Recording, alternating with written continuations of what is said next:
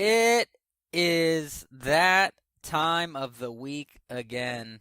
Welcome to Dispute Sports. Thanks for tuning in, everybody, and listening however you are.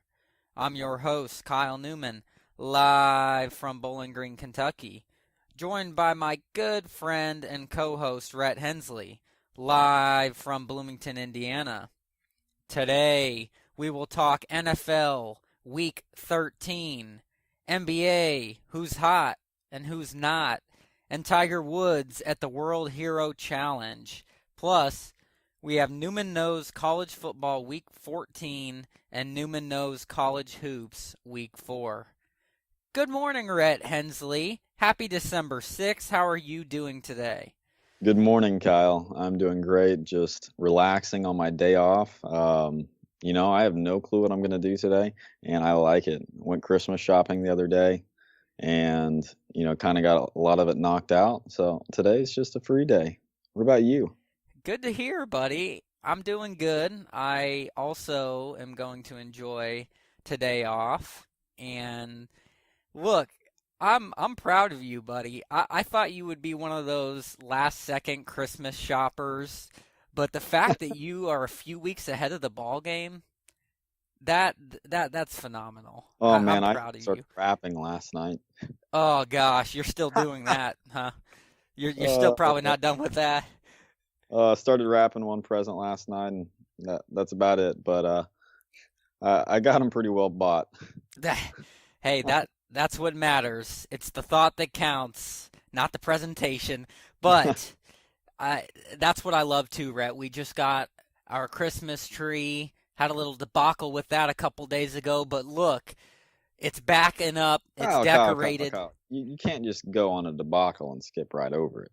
Explain. Okay, so basically, long story short, our tree fell over a couple mornings ago, and my wife and I came downstairs to that lovely surprise. No, it actually ruined the majority of Monday, unfortunately, but the good news is we got it all taken care of, got a better, more sturdy base.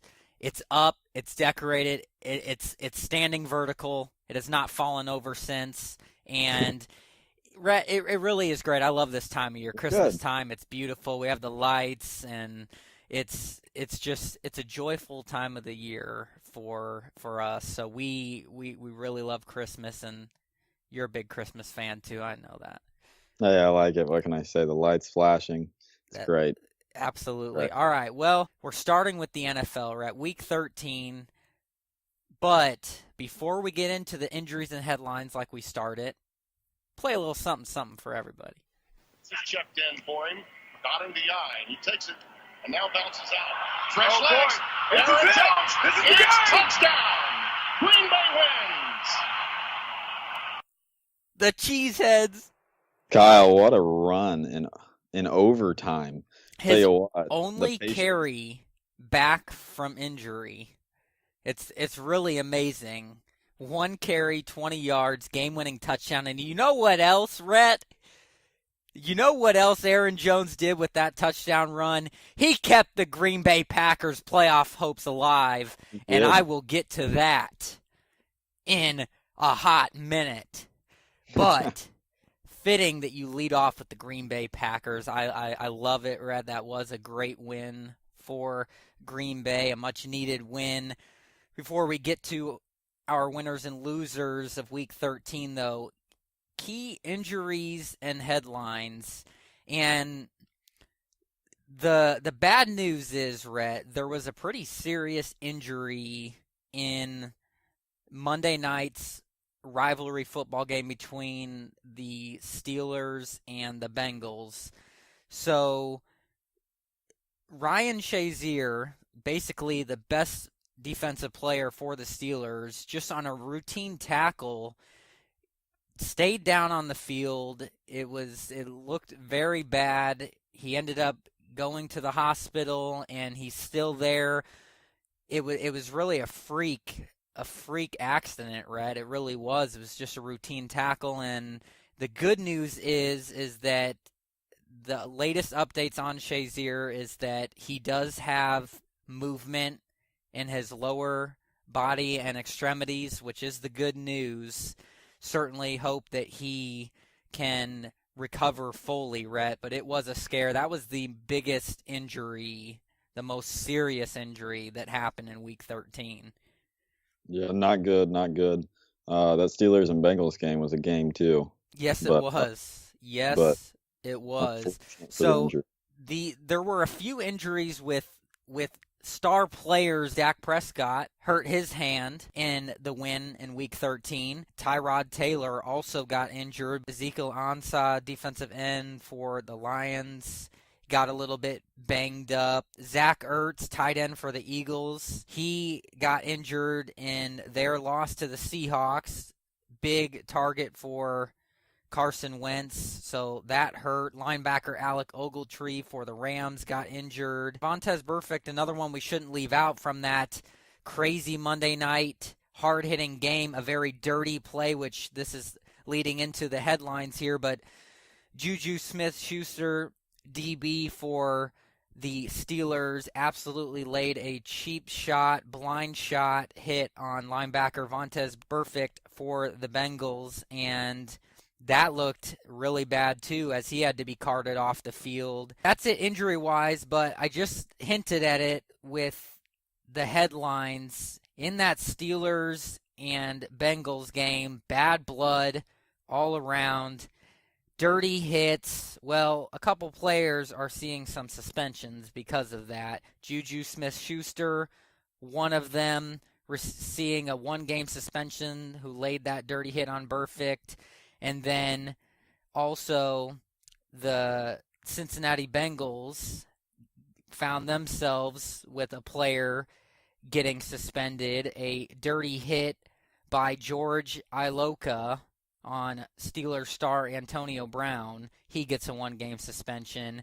And again, Rhett, these teams have bad blood. This goes back a couple of years ago in the playoffs. Vontaze Burfict actually laid a very dirty hit on Antonio Brown. So this is not the first time. You expect it with rivals, but I hate to see dirty play, Rhett. I understand with you playing a rival, you don't like them, okay? You want to embarrass them, you want to whatever, but malintent to hurt somebody is not okay. That's crossing the line. I don't care how big of a rival they are, and it's dangerous. You know, we don't want to see that as fans. Yeah, to be honest, I think we're seeing it a lot more often in the past couple of weeks. I don't know if you've been noticing that with all the fights that's been going on, but it's definitely been intensifying. It has. Sure. It has, Rhett. It has. So, really, aside from those two players, Rob Gronkowski is suspended a game for a dirty WWE Ric Flair type of hit. Whoa! And it really was. He lost his mind a little bit. He went a little bit cuckoo for Cocoa Puffs, Rhett Hensley, and Gronkowski appealed his one-game suspension. He was denied, and it will stand. So that was another loss. Big-name player suspended, Rhett, made the headlines for the wrong reasons, Rob Gronkowski. Hey, I mean, yeah, he definitely deserved getting suspended. That was absolutely stupid, and I think that he knew that he was getting suspended after he did it. I watched the press conference after. Which was a little bit well, he was insane. Not his usual self. No doubt about that. All right, Rhett, that's it injuries headlines-wise. Let's get into winners and losers, okay? I have 3 winners and I have 2 losers. How about you? I have 3 winners and 2 losers, the exact same as you. Awesome. Same page. Give me your first winner. Kyle, I am going to be going with the Los Angeles Rams on this one. They are just still rolling and took out the Arizona Cardinals 32-16. Goff, 2 touchdowns, 220 yards. He's still rolling. 1 interception. Todd Gurley, 74 yards, 19 carries. And also, he killed it on receiving. 6 receptions for 84 yards. Just as a team, they're gelling really well. Yes. Yes, they are. That's a great winner, Rhett. I do agree with that winner. That is not one of my winners, but certainly understandable. They have been They're playing fighting. great.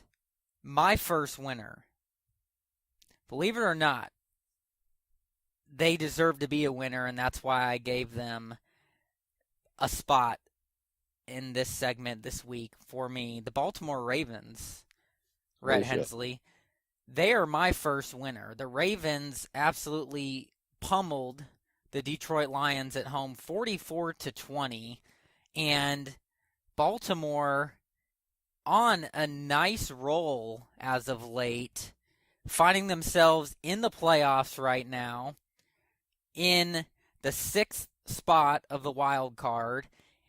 Joe Flacco and the bunch, especially Flacco, has received a lot of criticism this year, not looking like the Super Bowl MVP that he was several years back. But what's key to me is that he and that dominant defense is back for Baltimore, is doing what they have to do, Rhett. And again, they've won 3 in a row.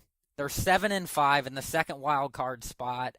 And I've been impressed with Baltimore. After looking like it would be a down year, they have turned their season around, making that final playoff push this last month here. So Baltimore's my first winner at. Hey Kyle, I love it. I love it. That is actually my second winner, and I'm Wow. just going to piggyback right off of it. Joe Flacco, 23 passes, or 23 for 36, 269 yards, 2 touchdown passes. He's getting it done right now. 44-20, taking out the Detroit Lions. Really putting a halt to their playoff push. Pretty impressive. So Kyle, I'm just going to piggyback off that, and that's my second pick. Excellent. On the same page again. And boy, does Baltimore have a massive game coming up this weekend as they travel to rival Pittsburgh on Sunday Night Football. One of the greatest rivalries in sports, Baltimore and Pittsburgh. That will be what we know about that is that it will be low scoring. It will be physical like the Steelers and Bengals game was, and we'll see what Baltimore's made of because Pittsburgh's on a little bit of a roll themselves, if you haven't noticed. So that should be a great game. My second winner is the Minnesota Vikings. I mean, the hottest team in football right now, 10-2. They've won 8 in a row. They just got done traveling to Hotlanta and grinding out a tough defensive game against the Dirty Birds, 14-9. What can you say about this Case Keenum? I mean, it's really unbelievable what he's doing, Rhett. He went 25 for 30 for 227 yards, 2 touchdowns, no picks. I'm so impressed with this guy because he knows that the second he slips up, he has Teddy Bridgewater, the franchise quarterback, ready to take over QB number 1 again, and he continues under pressure to perform and lead the Vikings to wins. Looking like the best team in the NFC. This is an impressive team. Top 5. How about this, Rhett? The Vikings are the only team in the NFL that are top 5 in offense and defense. So this is a very impressive football team. They are a second winner for me, and they are on track for securing home field advantage throughout the playoffs. And you know why else that would be huge? Guess where the Super Bowl is this year at Hensley? Oh, you tell me. Minneapolis, Minnesota. They would be playing. Yeah. They have a chance to secure home field advantage all the way through the Super Bowl because it is in their home stadium. So the Vikings are in great position. They are a second winner for me. Hey, Kyle, I can respect that, but I am not putting them as my winner for the simple fact of their playoff hopes are pretty well going to be there. I'm going with a team that is still fighting, that's really fighting for the playoff spot, wild card position. And Kyle, I think you know who I'm going to go with. Beating the division rival, the Dallas Cowboys. doing it without their star. You know, Barf. they have oh, Kyle, they have 3 games left. They'll be looking at the Raiders, Seahawks, and Eagles. And they actually have a legitimate shot, just like your Packers, Kyle. Um, they can beat the Seahawks, and then the Eagles on that last game of the year will more than likely they'll sit their whole team. So you got to think of it, play it out. I think they have a legitimate shot, and by winning that, they absolutely manhandled the Redskins, 14-38. Alfred Morris had a heck of a game. He wanted to show up his old team, that's for sure, Kyle. And 2 touchdowns for Dak Prescott. Not a great game, but he still got it done. And Des Bryant showed that he still got it. Yes, he did. That was an impressive catch. I certainly understand and almost expect you to put the Cowboys as a winner, as you're desperate at this point for them to make the playoffs. We will get back to that, and I will address your point on the Cowboys and their playoff hopes, Rhett. Don't get your hopes up too much, Dallas fans, and I'm going to tell you why at the end of this segment, as we will wrap it up with playoff talk, Rhett. But my third winner, the Seattle Seahawks. The Seahawks, who are so hard to beat at home, took down the other hottest team in the NFL this year, the Philadelphia Eagles, who were on an unbelievable roll, looking like they'd never lose again, as they were winners of 9 straight, Rhett, until the loss to the Seahawks. And really, it wasn't Carson Wentz having a terrible game, because he didn't. It wasn't anything but Russell Wilson looking like an MVP and the Super Bowl champ that he is, because what he has done with this Seahawks team this year is unbelievable. He has led this team and shocked the league by doing so with the limited weapons that he has had.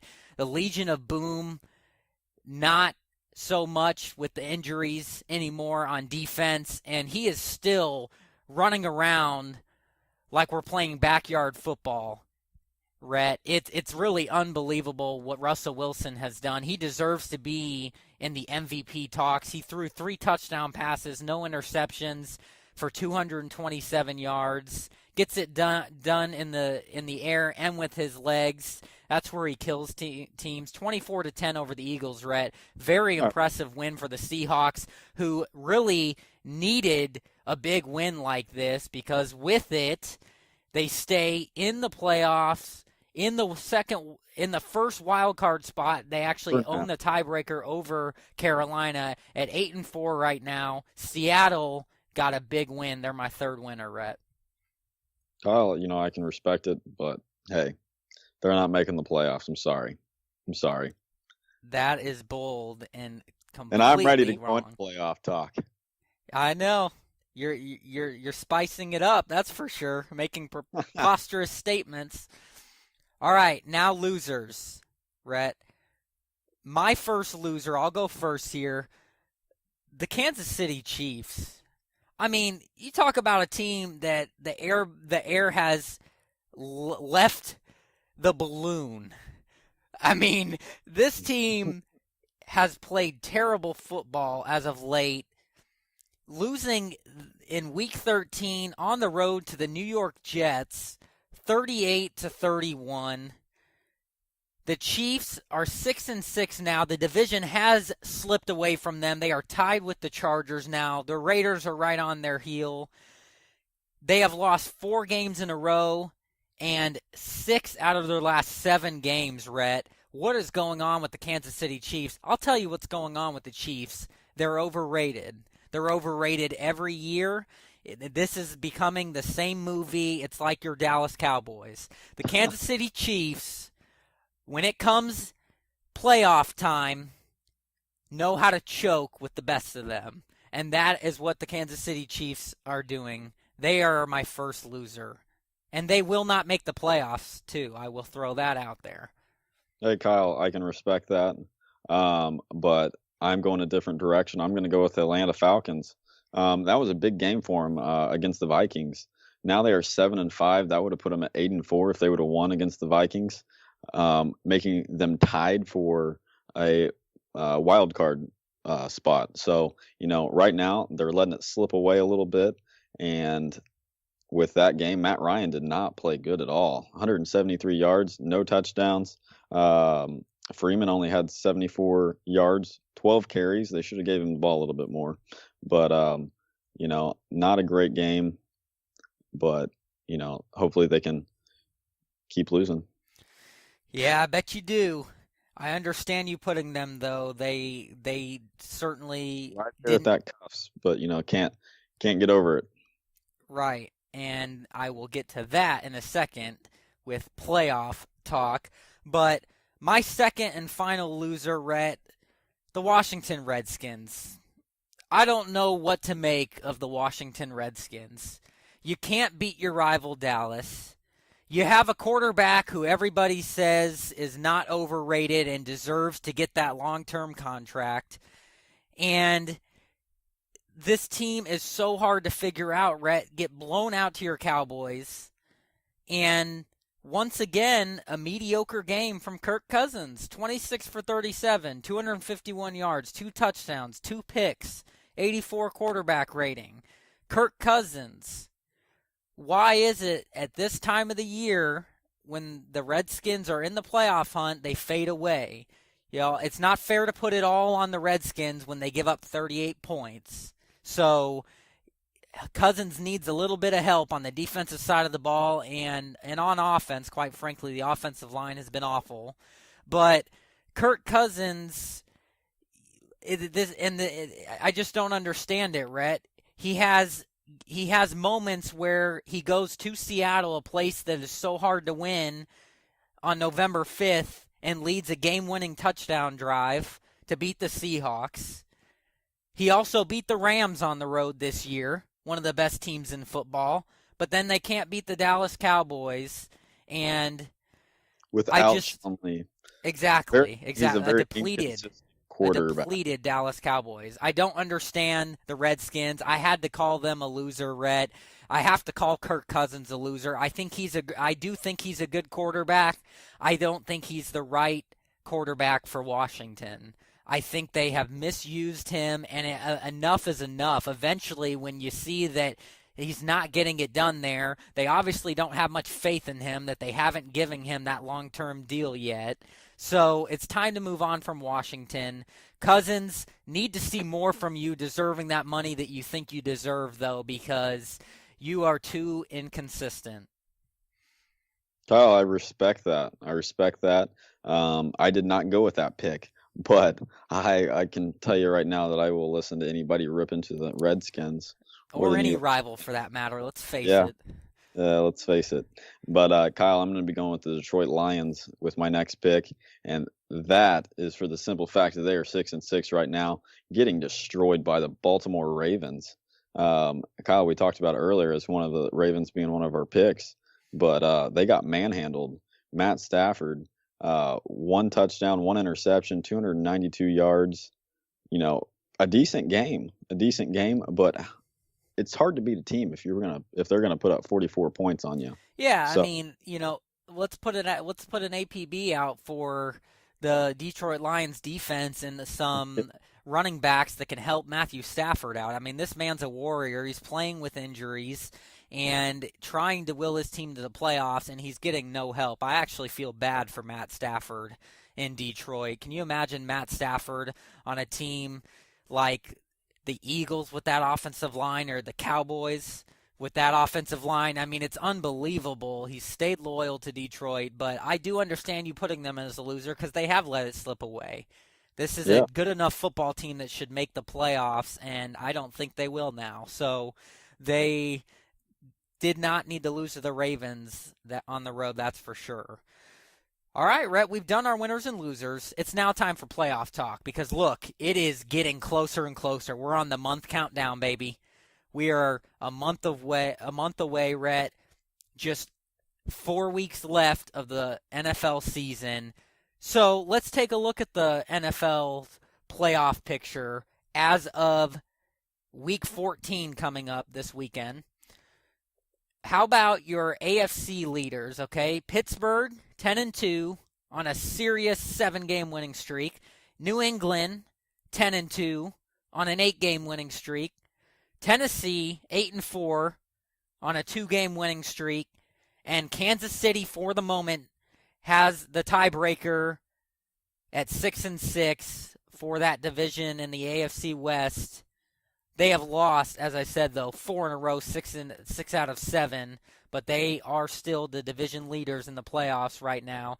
Then you have the AFC wild card, Jacksonville at 8-4 in the first spot, Baltimore at 7-5 in the second spot, and then just outside of the playoffs for the division, you have the Chargers at 6-6 and Oakland at 6-6. They are right there, Rhett. This division is up for grabs. So, quite honestly, I could see actually 2 teams from this division making the playoffs. I could see you're obviously going to have the division winner, but there is a chance there will be a second team that maybe gets that second wild card spot. But as of now, Chargers just outside of the wild card at 6-6, and the Raiders as well at 6-6. You have the Bills at 6-6, and then you've got 3 teams at 5-7, Rhett, that still are hanging on for dear life: the Jets, the Dolphins, and the Bengals. We're starting with the AFC, so I have some questions for you. First question is, Tennessee and Jacksonville, AFC South, tied. Tennessee has the tiebreaker, but these 2 teams will play each other the last game of the year in Nashville. Who wins that division? Tennessee or Jacksonville? It's really up for grabs, but I think that I'm going to go with Jaguars. I think that they've been playing some really good football as of lately, and they took down not the Cowboys, but the Colts 30-10. Nothing impressive, but hey, Yeah. a nice little prep game going into the next week. That's 309 yards for Bortles, 2 touchdowns. He's been killing it lately, so that's my pick, Kyle. Rhett, I'm going to ride Jacksonville. smart pick. I agree for the division because here's the thing. Jacksonville has the edge on defense. And believe it or not, Blake Bortles has been a more consistent quarterback this year than Marcus Mariota. Mariota is very good at home. He's very average on the road.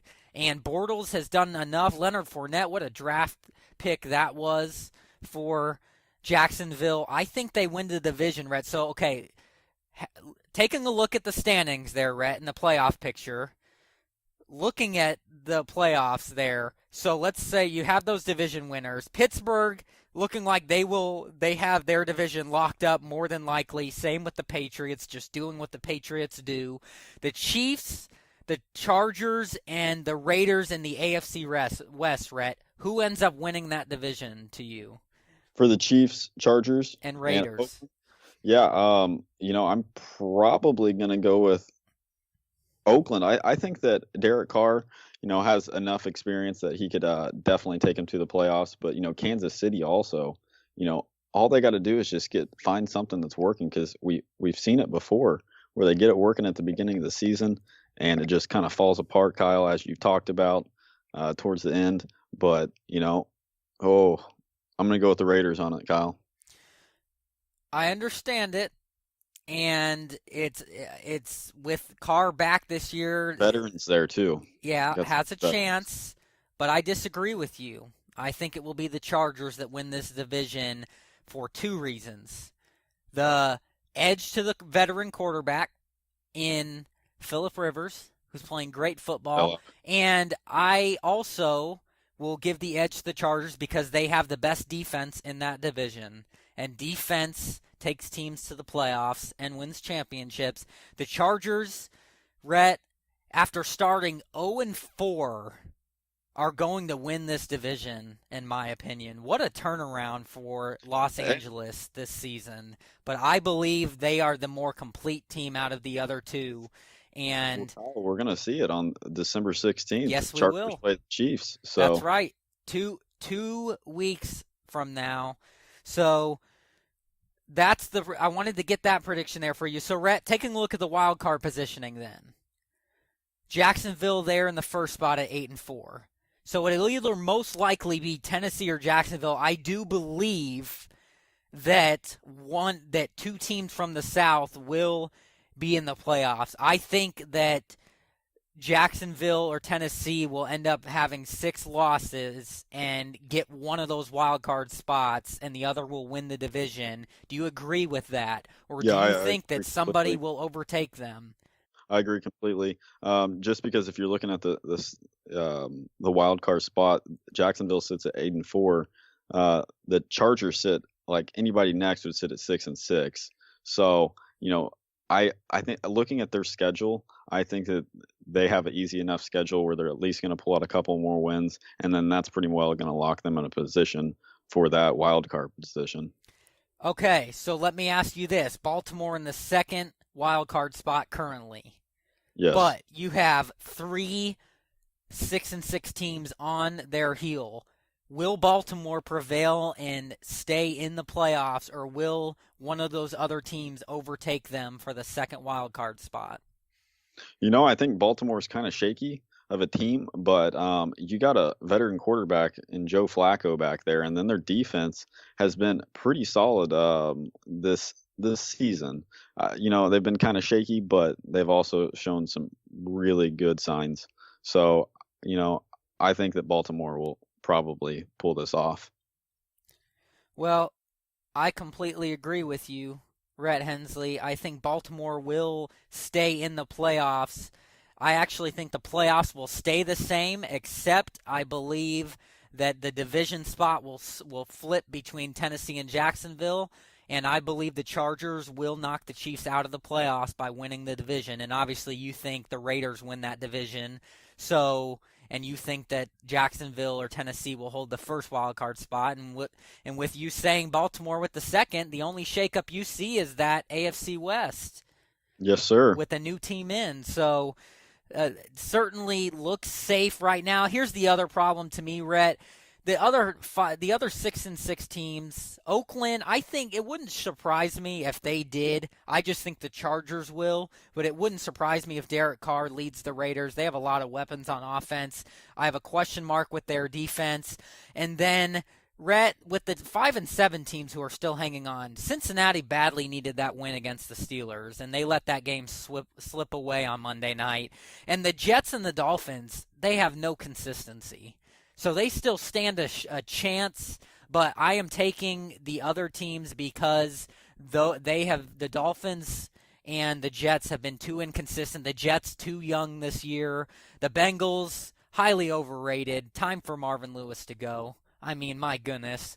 Maybe this will finally be the year, Rhett, but that's what I see there, and it sure will be exciting to see, but the AFC playoff picture certainly is tight when you're talking about a couple of those division races and that wild cards really being up for grabs, right? They really are. So these next 4 games, a lot can change. That's the AFC side. How about the NFC side, Rhett? Because we know that's what you really care about with your Dallas Cowboys. All right. So right now, NFC leaders, you have Minnesota on that 8-game winning streak. They're 10-2 in the North. Philadelphia in your Cowboys NFC East, leading that division and going to win that division, 10-2.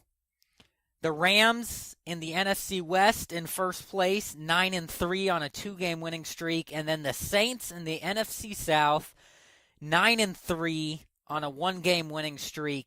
You have in the first wild card spot Seattle at 8-4 on a 2-game winning streak, and then you have Carolina in the second wild card spot at 8-4 on a 1-game losing streak. Right outside of that, Atlanta 7-5, Detroit 6-6, Green Bay 6-6, Dallas 6-6. None of the 5-7 teams will make the playoffs in the NFC, Rhett. It is going to be, this is what I believe. Okay, I'll go ahead and go first here. I believe Seattle will win that first wild card spot. I don't think they overtake the Rams, but if they happen to, it will either be the Rams or the Seahawks in the first wild card spot. The second wild card spot will be a 10-6 team. And that opens the window for a whole bunch of teams, Rhett. Will it be the Falcons, who still only have 5 losses? Will it be Carolina, who has only 4 losses, where they currently are in the 2nd spot? Or will it be Detroit, Green Bay, and Dallas, all with 6 losses, have to win out? Well, believe it or not, Rhett, you might find this crazy to believe. But guess who my prediction is? To make the wild card in the 2nd spot. Thank you, Kyle. The Dallas Cowboys. No, sir.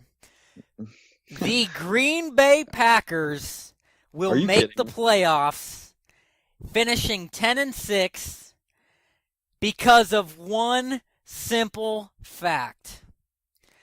Aaron Rodgers is a bad man. And guess who is returning for the Green Bay Packers in 2 weeks?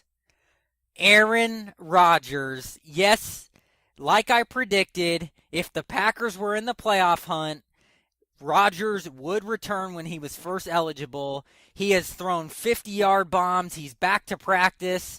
And if he is cleared to play after this weekend, he will start for Green Bay at, guess who? Carolina, who's in that 2nd wild card spot. So Green Bay has, of teams in the hunt, the next best chance to me to get into the playoffs, Rhett. Here's the thing. They play at Cleveland this weekend. Just a great opportunity for Hensley to get a win that they have to get against Cleveland, who hasn't won a game. So they get back to 7-6 and above 500. They control their own destiny. They will need help with one thing and one thing only. They need Carolina to lose one other game. The great news for the Packers is Carolina's remaining schedule is all against their NFC South other playoff teams. So Green Bay will make the playoffs at 10-6, Rhett, because Aaron Rodgers will return for this team and he will lead them to the playoffs at 10-6. Even if your Dallas Cowboys win out and go 10-6, they will not get into the playoffs if this happens because Green Bay has the tiebreaker thanks to beating your Cowboys head-to-head. Oh, yeah, and if Carolina finished 10-6, Green Bay has the tiebreaker because they would have beaten Carolina head-to-head. Green Bay will make the playoffs as long as they need just a little bit of help, like your Cowboys.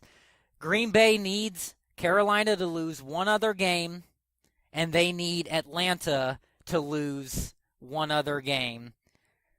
Your Cowboys, Rhett, let me just go there first because I know that's where you're going and you think they're going to make the playoffs. I just told you. I just wanted to jump in on your Packers talk for a second. Okay. I just wanted to jump in on there. Kyle, here's why I do not think that the Packers will make the playoffs as a team. You got the Browns coming up. Let's go ahead and chalk that up as a W. You got the Panthers. And then following after them, you're going to have the Minnesota Vikings. Tough. The Minnesota Vikings is going to be a very tough game. Out of those 2 games, Aaron Rodgers on his first game back playing the Panthers as they're on a hot streak right now, that's pretty bold, Kyle. That's pretty bold. Coming off an injury of what he has, and then playing directly the next week, against the Minnesota Vikings. It's going to be a tough one for him. It will be tough. But he did it a few years ago when he suffered that broken collarbone on his other shoulder and returned in the last game of the season to beat. Well, good. Tiger Woods won Masters before too, and beat my Chicago Bears and lead his team to the playoffs. Rhett Hensley. The fact of the matter is, they need a little bit of help with Carolina losing another game, and they actually need Atlanta to lose 2 more games because I forgot that, like your Cowboys, same scenario. Green Bay needs Atlanta to lose 2 more games because if Atlanta were to finish 10-6, they would own the tiebreaker over the Packers for beating Green Bay. And here's why I'm going to tell you the Falcons will lose. They play the Saints coming up tomorrow, and then they play the Buccaneers, and then they play the Saints one more time. Oh, that's and then right. Finish out the season, they play the Panthers. See, that's the best case scenario right now, Rhett. Very tough schedule. The 3 NFC South teams all play each other, so there's going to be shakeup. And you know what? The 2 losses that they need Atlanta to have, Green Bay being that they need Atlanta to have, it's the same scenario for Carolina. They just need Atlanta to lose one game outside of Green Bay playing Atlanta, because if they lost one more game, they would have 6 losses, and then if Green Bay beat them head-to-head, they would have 7 losses. So they only need 2 teams, Rhett, to lose one game outside of the Packers beating them, and you're going to have the best quarterback outside of Tom Brady in the NFL return to lead this team to the playoffs. It will happen, and here's the thing, too, Rhett, to keep in mind. Carolina's been inconsistent, and the fact of the matter is, as far as the teams playing each other, that's what I think gives Green Bay a great chance. I'm not saying it will be easy. It'll be a tough game, but if Aaron Rodgers is back for this team, that is scary for any opponent. I don't care what injury he's coming off of. He has looked impressive. He'll get the ball out quick like Brady does. Excuse me. Whatever it takes. But Aaron Rodgers, Rhett, he's a bad man, and he's done it before, and I think that he will do it again. Your Cowboys, let me get to them before you go on your little soliloquy with the Cowboys. Your Cowboys have a long shot. You know, I've got a buddy, Dale, at work. He's all confident and optimistic about the Cowboys making the playoffs. Rhett, it's not going to happen, and here's why.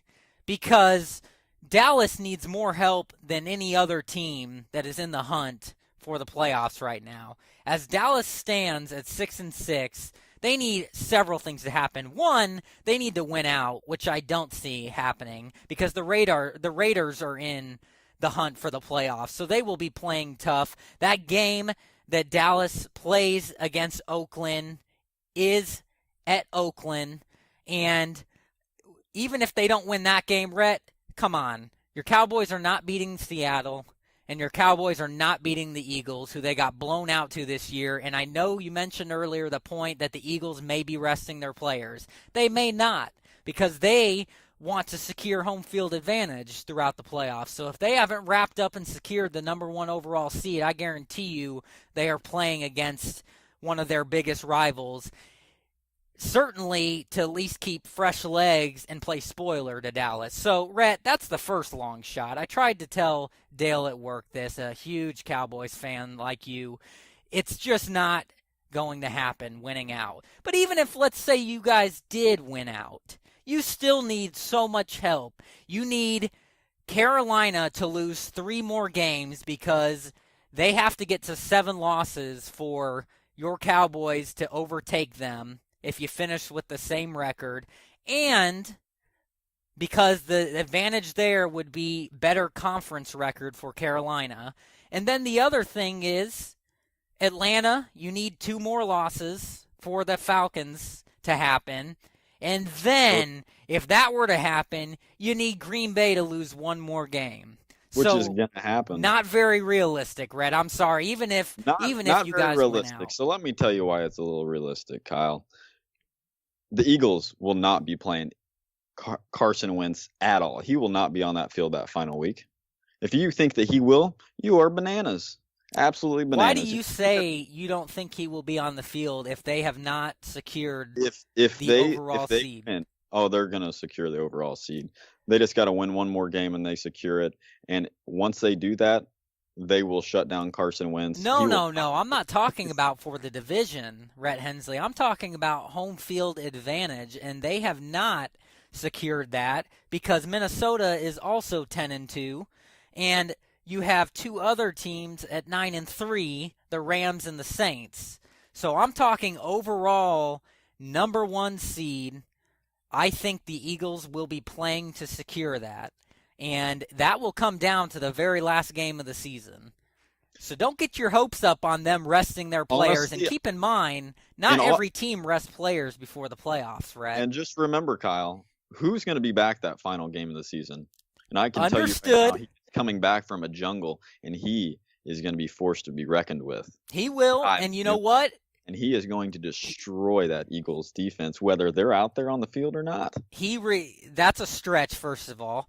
Second of all, the key is, I will admit, it helps Dallas that they get Elliott back actually for the Seattle game. So for their 2 toughest remaining games, they will have him back. But Feed him, baby. we Feed saw Elliott lose 3 games before he got injured, Rhett. It's not like he's going to save this team. The Cowboys have a lot of other things that hurt them besides what he would bring. He is coming back for the Giants. That is going to give their defense, which has been a huge problem, a boost in the right direction, because without Sean Lee, that defense is horrendous. Let me get this straight, Rhett. You actually think, realistically, first of all, you think Dallas will win out with that remaining schedule? I think that the possibility is there. So you are telling me that you think Dallas will get into the playoffs in the second wild card spot? That's what you're telling me. I think that they can, and I do not think that the Panthers, I don't think they'll replace the Panthers. I think that the Seahawks are the team that would be the replacement. Well, it would have to be for your prediction, because that would mean you are predicting to beat Seattle. Yes, we're completely. And then you would need them to lose one more game, Rhett. And their remaining 2, they play Jacksonville, they play the Rams, and they play the Cardinals. I understand 2 of those games very tough. Very tough. But here's the thing. You better hope that loss comes this weekend at Jacksonville, where the Seahawks are not the same team when they play on the road, because those 2 out of those 3 remaining games that you would need them to lose is at home with the 12th man. If they have a shot to overtake the Rams for that division, Rhett Hensley at home, not happening. Kyle, all we got to do is just bring them into our home field when Zeke's back, and we'll be fine. It's a home game. 4:25, December 24th. I'm shocked. Be ringing the bell. I'm shocked. It's like I told Dale at work, and I would tell any Cowboys fan, like I tell you, I admire your guys' optimism. If the Colts and Bears were in the hunt, I would be doing the same thing.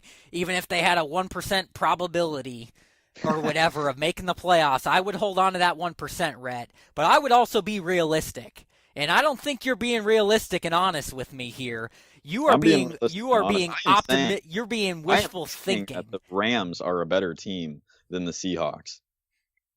Agreed. I am saying that with the Cowboys having Sean Lee and Ezekiel Elliott back, I'm saying that they're a better team because of the Seahawks defense. Well, I guess here's the key, Rhett. I don't see Seattle losing 2 more games, and I don't see Green Bay losing again. So keep in mind, that's the other thing. You guys won't get in if Green Bay wins out. So that means you believe Green Bay will lose to eliminate them one more time. Yeah, I don't know if you have their schedule, Kyle. Who do they play again? I was just going over that, baby. The Browns, Panthers, Vikings, and Lions. Yes. So, you're thinking that they have a decent schedule in place, but Aaron Rodgers is not going to be the sole provider for this team. He is coming back off a pretty decent injury. Rhett, he did the same thing a few years ago. He's old. He's getting older, Kyle. He's getting older. He is not. Tiger Woods used to win Masters left and right. Yeah, but Aaron Rodgers is no Tiger Woods. Damn right. Which we will get to at the end of the set. Is in age, Rhett. Stop it. Okay, he's in his early 30s. This man is still the second best quarterback in the NFL. He is going to lead this team to the playoffs. Shut him down. No, Rhett. Shut him down. The fact of the matter is, if you're giving me Aaron Rodgers, I will take Aaron Rodgers versus the field. Plain and simple. Yeah. Aaron Rodgers, I don't care if he's 50%. Kyle, I would do that too, but coming off an injury like that, I'm not going to give it to him the first game, especially when you're going into Carolina. You're not going to sway me like that. No. The thing is, Rhett, he may be dealing with that injury, but he's not coming back before he's cleared to play. So he's fully healthy when he comes back. Keep that in mind. So they will do everything to protect him. I'm not worried about that. Aaron Rodgers is going to be the difference for the Green Bay Packers. And I'm sorry, Rhett, but that offensive line is going to keep him protected. But even be in his if they favor. don't look, Aaron Rodgers, he's a magician back there, okay? He will find a way like Brady does, even if he is rushed. He can scramble, he will get down so he doesn't take shots.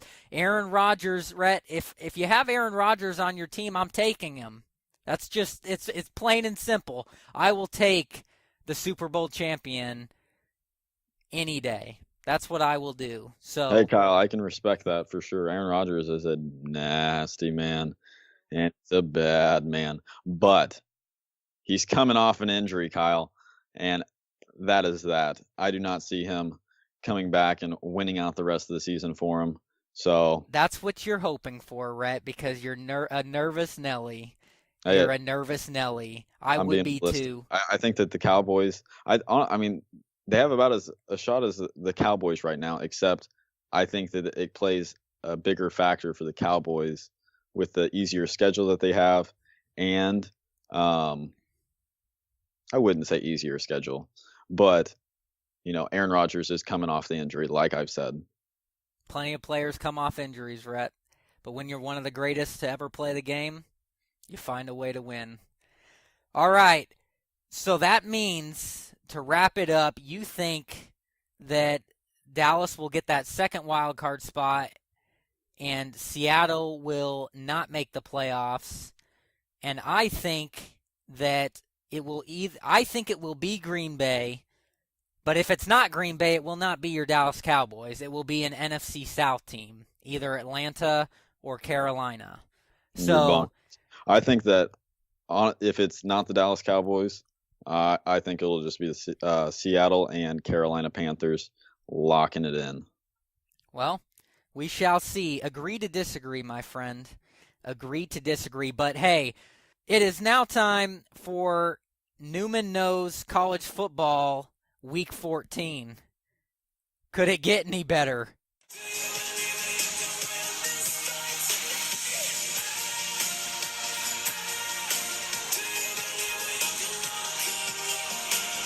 Well, Week 14 is in the books of the 2017 college football season. Regular season complete. Conference championships complete. Up next, Army-Navy this Saturday in the military rivalry game in Annapolis, Maryland. Always a great tradition. And then it's on to the postseason, the bowl games, the New Year's Six, college football playoff, which I will get to here in a little bit. Lots to talk about here on Neumann Knows College Football Week 14. But I want to start with the coaching carousel that has been hitting the college football world.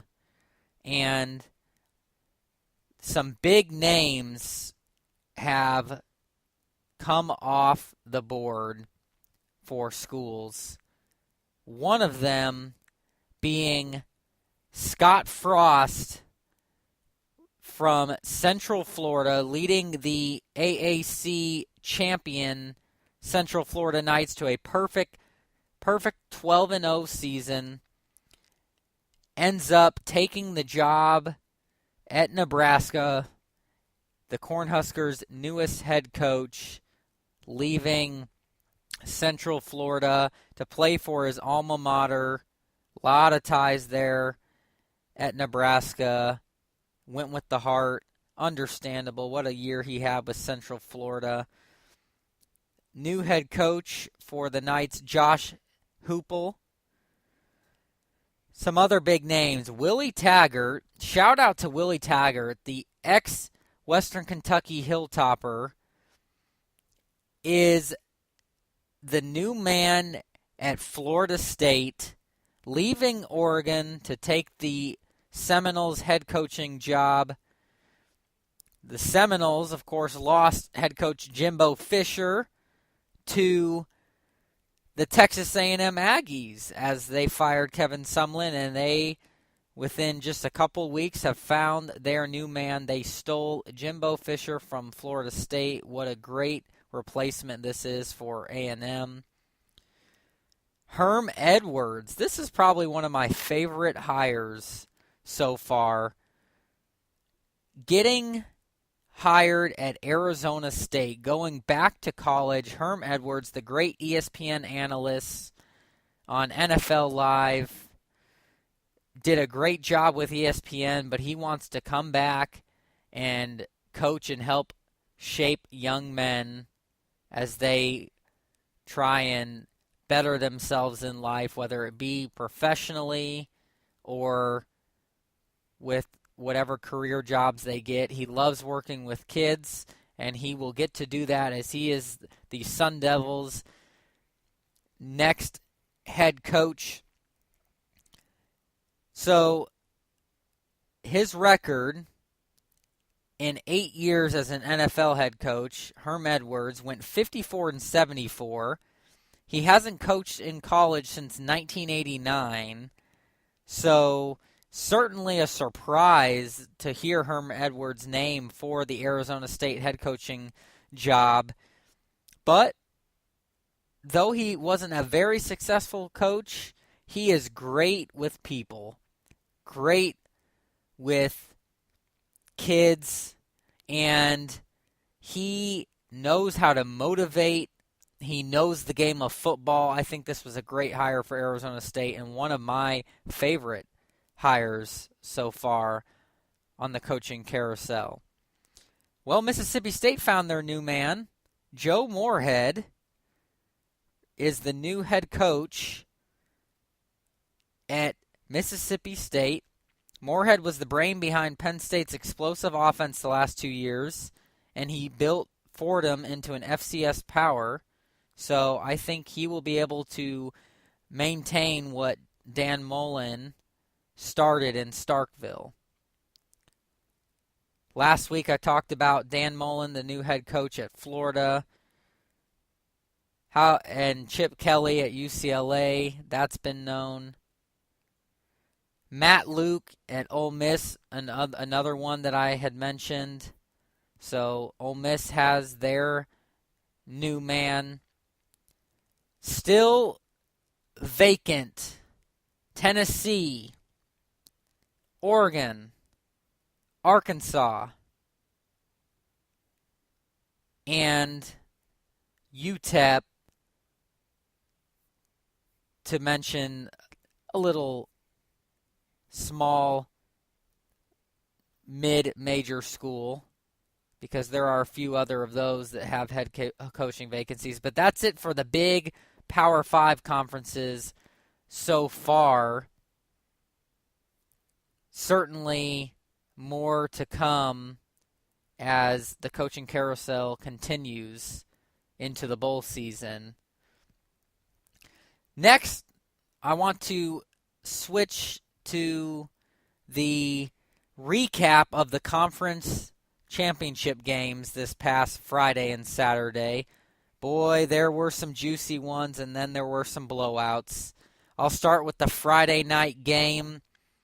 Pac-12 championship, number 10 USC, number 12 Stanford. What a game this ended up being. It came down to the wire. The Trojans escaped against the Cardinal, 31-28. Sam Darnold had a nice game, 17 for 24, 325 yards, 2 touchdowns, no picks for the Trojans.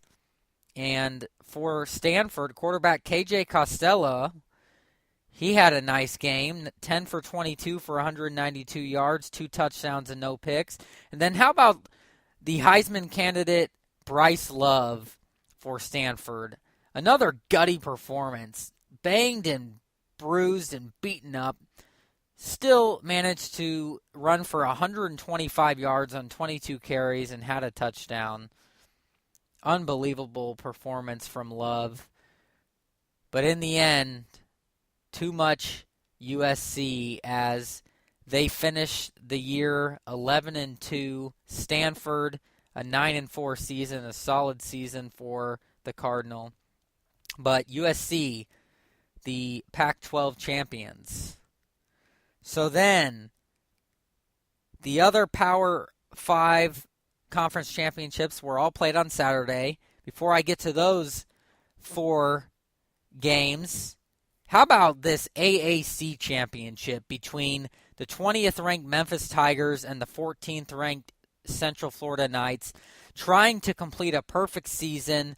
Memphis with only one loss coming into this game. Of course, that one loss to Central Florida back on September 30th. What would give? Surely it was going to be a shootout, and boy, did it end up being that. This was, to me, the best conference championship game. This was so entertaining to watch, and to me, this game is exactly why there should be an 8-team playoff, because these mid-majors deserve a shot at the big boys, especially in Central Florida's case, where they ended up completing a perfect season and they don't get a shot in the playoff. I don't think it's right. Please, college football, expand to an 8-team playoff so we don't have all this controversy around the teams that get left out in the Power 5 and a mid-major who goes undefeated like this. But nonetheless, in this game, it was Central Florida that prevailed in a shootout over Memphis, 62-55 in double overtime. How about the quarterback for Central Florida, Mackenzie Milton, throwing for 494 yards, 5 touchdowns, did have 3 interceptions, though. On the other side, for Memphis, very talented quarterback that they have, Riley Ferguson, he threw for 471 yards, 4 touchdowns, and only 1 pick. Outstanding football game. 753 total yards of offense for Memphis, 726 for Central Florida. 282 rushing yards for the Tigers, 232 for the Knights. Just a classic AAC championship game, and Central Florida is the champs and completed a perfect season. All right, recapping the last 4 Power 5 conference championship games. TCU ranked 11th, Oklahoma ranked 3rd. Could TCU play spoiler to Oklahoma's playoff chances? No, they couldn't. A pretty good game in the first half. It was a touchdown game at the half, 24-17, Oklahoma led. But in the second half, Oklahoma shut out TCU, ran away with it, Baker Mayfield and company. 41-17, the Sooners got the victory. Baker Mayfield, another Heisman-like performance, 15 for 23 for 243 yards, 4 touchdowns, no picks. On the other side for TCU, quarterback Kenny Hill had a decent game, 27 for 37, 234 yards, 2 touchdowns, 1 interception. And he also had 51 yards on the ground to lead the Horned Frogs, but not enough, too much Oklahoma. And Oklahoma completed a 12-1 conference championship season, champions of the Big 12, and in the college football playoff. All right, the next game. How about the rematch between number 6 Georgia and number 2 Auburn in the SEC championship game in Atlanta? This was a great game in the first half. Georgia led at the half 10-7, but Georgia shut Auburn out in the second half and got revenge for the loss earlier in the year to the Tigers. The Dogs, SEC champions and in the college football playoff with a 28-7 victory over Auburn, finished the season 12-1 as conference champs in the SEC. Auburn finished the season 10-3. In this game, how about the stud young gun Jake Fromm for Georgia, the quarterback, went 16 for 22 for 183 yards. He had 2 touchdowns and no interceptions. On the other side, Auburn quarterback Jarrett Stidham, he had a pretty good game himself, 16 for 32 for 145 yards, 1 touchdown, no interceptions. But Kerryon Johnson for Auburn, the running back, only had 44 yards on 13 carries. Georgia's defense showed up in a big way in this game. Dominated on offense, 421 total yards to 259. No turnovers for Georgia, 2 for Auburn. The big difference in this one, Georgia, the SEC champs. The ACC championship between number 7 Miami, Florida, and number 1 Clemson was all Clemson. A blowout. 38-3, the Tigers beat the Hurricanes, finished the ACC season 12-1, ACC champs. Miami finishes 10-2. Very good season for the Canes, but disappointment for sure as they had a chance to upset Clemson and possibly sneak into the playoff. It didn't happen. All Clemson in this one. Kelly Bryant, the quarterback, went 23 for 29 for 252 yards, 1 touchdown and no picks for the Tigers. On the other side, quarterback for Miami struggled. Malik Rozier went 14 for 29 for 110 yards, no touchdowns and 2 picks. 3 turnovers for Miami, only 1 for Clemson, and that was the difference in this game. Miami, I think, proved to be just a little bit overrated, not much firepower on offense, and defensively did not show up in this game. Clemson's defense for real, the better offense, and that's why they won in this ACC championship game, and they are in the playoff. The final Power 5 conference championship game was a very good game. Number 8, Ohio State. Number 4, Wisconsin. Could Wisconsin complete the perfect regular season and find themselves in the college football playoff? Best start in school history, 12-0, heading into this Big Ten championship game. Well, Ohio State prevailed in this one, 27-21. It was turnovers that was the big difference in this one. Both teams turning the ball over a lot, but in the end, it was the better offense from Ohio State, and the defense made just enough plays. Alex Hornibrook, the quarterback for Wisconsin, went 19 for 40 for 229 yards, no touchdowns and 2 picks. The running game was non-existent for the Badgers. Jonathan Taylor was absolutely shut down in this one. 15 carries for 41 yards. On the other side for Ohio State, J.T. Barrett, he had an okay game, 12 for 26 for 211 yards, 2 touchdowns, 2 picks. Running back, J.K. Dobbins for Ohio State. Boy, he is an Ezekiel Elliott type player. 17 carries for 174 yards, no touchdowns. In the end, Hornibrook turned the ball over too many times. They had their opportunities, did the Badgers. They couldn't capitalize. Ohio State could, and they held on for the 6-point victory. As Big Ten champs, finishing the season 11-2, Wisconsin finishes 12-1. Still a very good season for the Badgers. So Ohio State left wondering, would they get into the playoff? They wouldn't. More to come on that shortly. The last top 25 championship game was between 25th ranked Fresno State Bulldogs and the Boise State Broncos in the Mountain West championship game. Boise State got the upset victory over the Bulldogs, 17-14. Boise State finishes the year 10-3, as Fresno State finishes the year 9-4. So both teams had a very good year and got some good bowl games. All right, so that's it. That was it for Week 14. So I want to talk about now the college football playoffs that were officially released.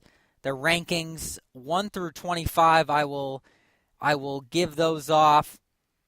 The top 4 in the college football playoff: number 1, Clemson; number 2, Oklahoma; number 3, Georgia; number 4, Alabama; number 5, just outside, Ohio State; number 6, Wisconsin; number 7, Auburn; number 8, USC; number 9, Penn State; number 10, Miami.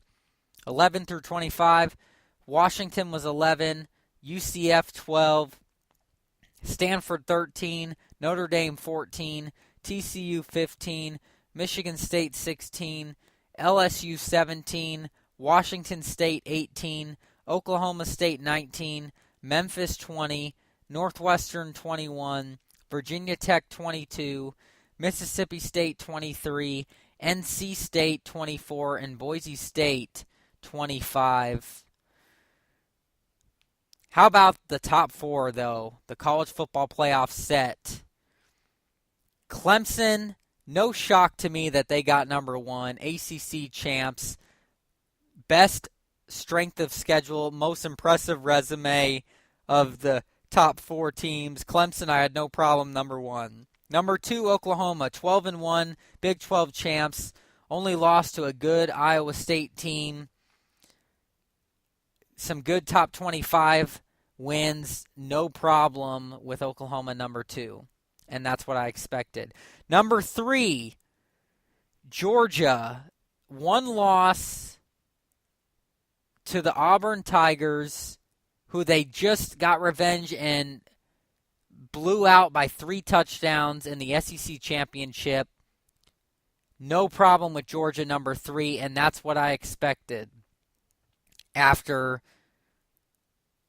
Wisconsin lost to Ohio State. So then, the one unknown, would Ohio State or would Alabama get that 4th and final college football playoff spot? I was back and forth. I thought Ohio State might end up getting the committee's favor. But then I thought, you know what? Alabama actually deserves to get it ahead of Ohio State with only 1 loss compared to the 2.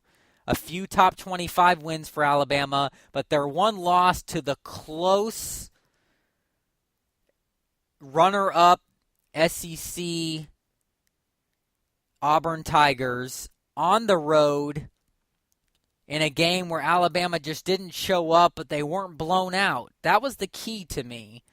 And I think if you're going by the 4th best team right now, not most deserving, the best team with your eyes that you can look at, and on paper, if you would match up the 2 teams, Ohio State, Alabama, who would win? I think it would be Alabama 7 times out of 10. And because they have the majority there, head-to-head, if you were to put them on the field, I think Alabama deserved the number 4 spot, and that's what they got. Alabama, the 4th and final playoff team with Ohio State left out. I'm okay with it.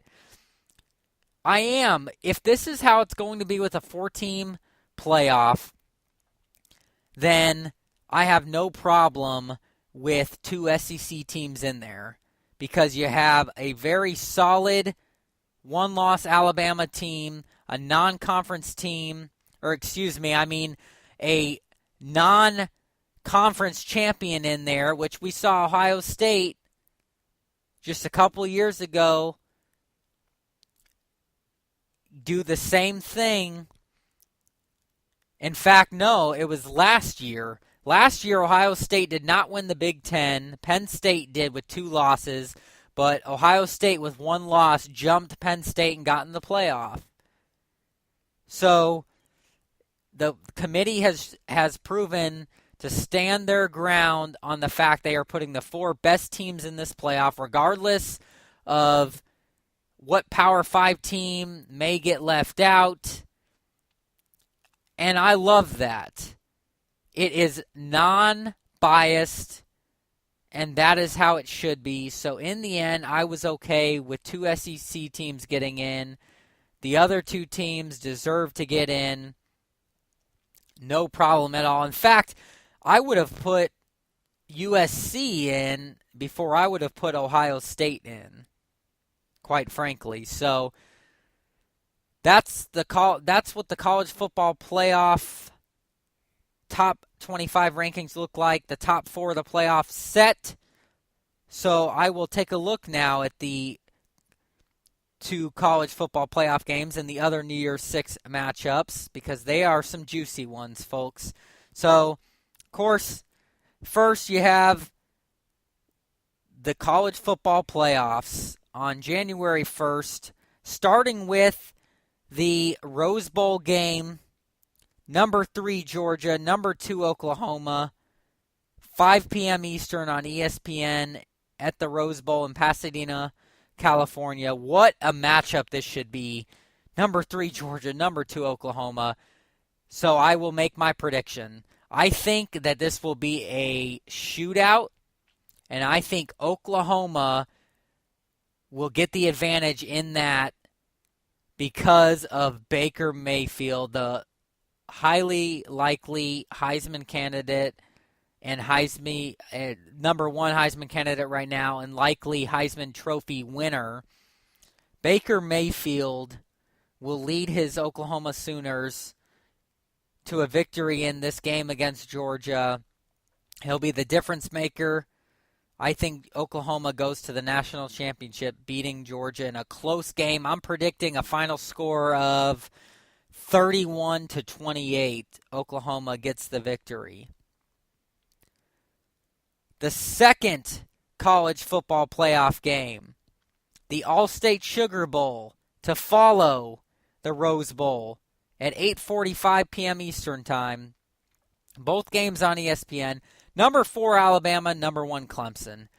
This could quite possibly be the game of the year. A rematch of last year's national championship. No one can forget it. Deshaun Watson leading the comeback victory on a last-second touchdown to beat Alabama. What will happen this year? Jalen Hurts, quarterback for Alabama. Kelly Bryant, quarterback for Clemson. Very similar style quarterback to Deshaun Watson for Clemson is Kelly Bryant. Great defenses in this one. Alabama has a chip on their shoulder, thinking that barely squeezing into the playoff was disrespectful.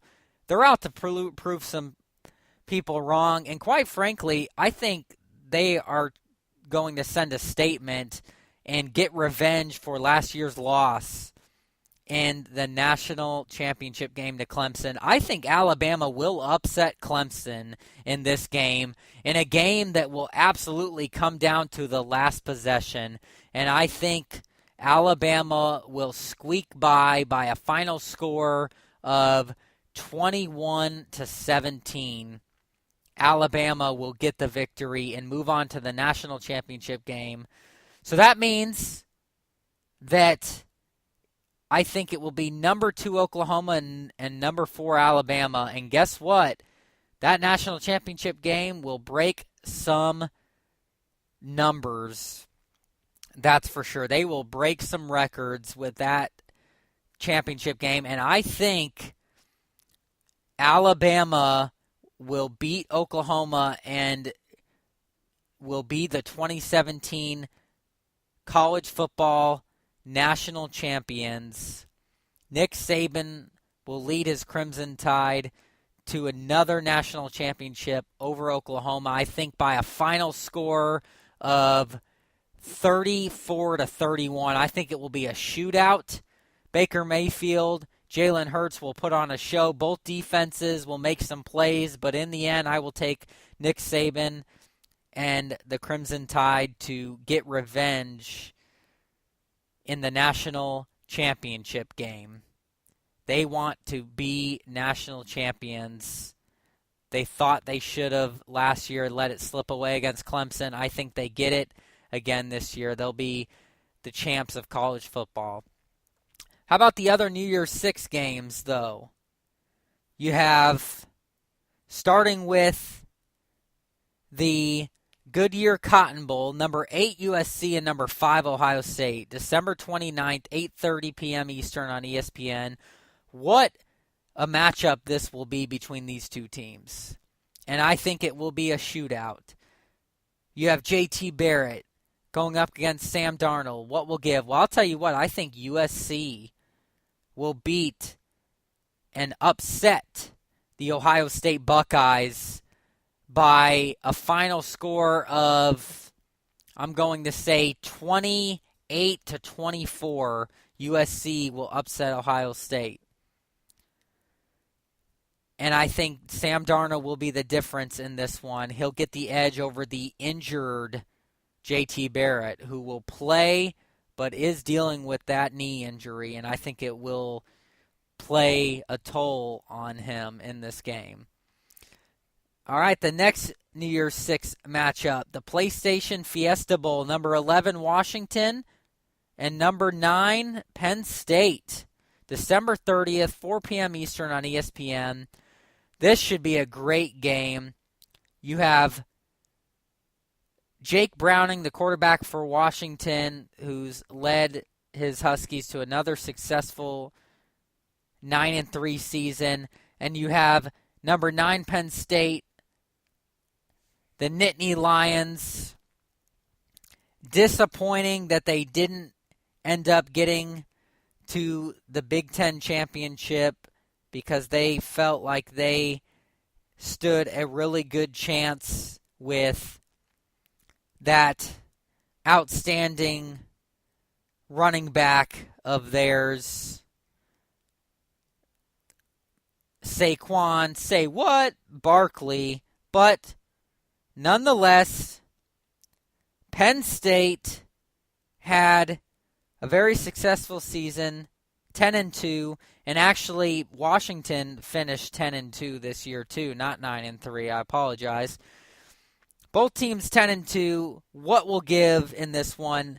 I think Penn State will win this Fiesta Bowl because of Saquon Barkley not getting a Heisman invitation. I think he will have a chip on his shoulder, and I think he will put up big numbers against Washington's defense that isn't great.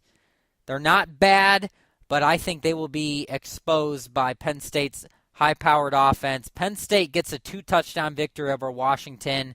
I'm going to say 41-27. Penn State gets the victory in the Fiesta Bowl. All right, the last two New Year's Six bowls. The Chick-fil-A Peach Bowl, number 12 UCF and number 7 Auburn, January 1st, 12:30 p.m. Eastern on ESPN.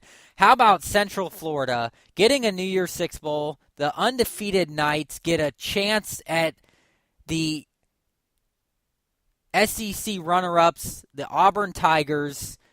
Can they pull off a Boise State over Oklahoma 10 years ago?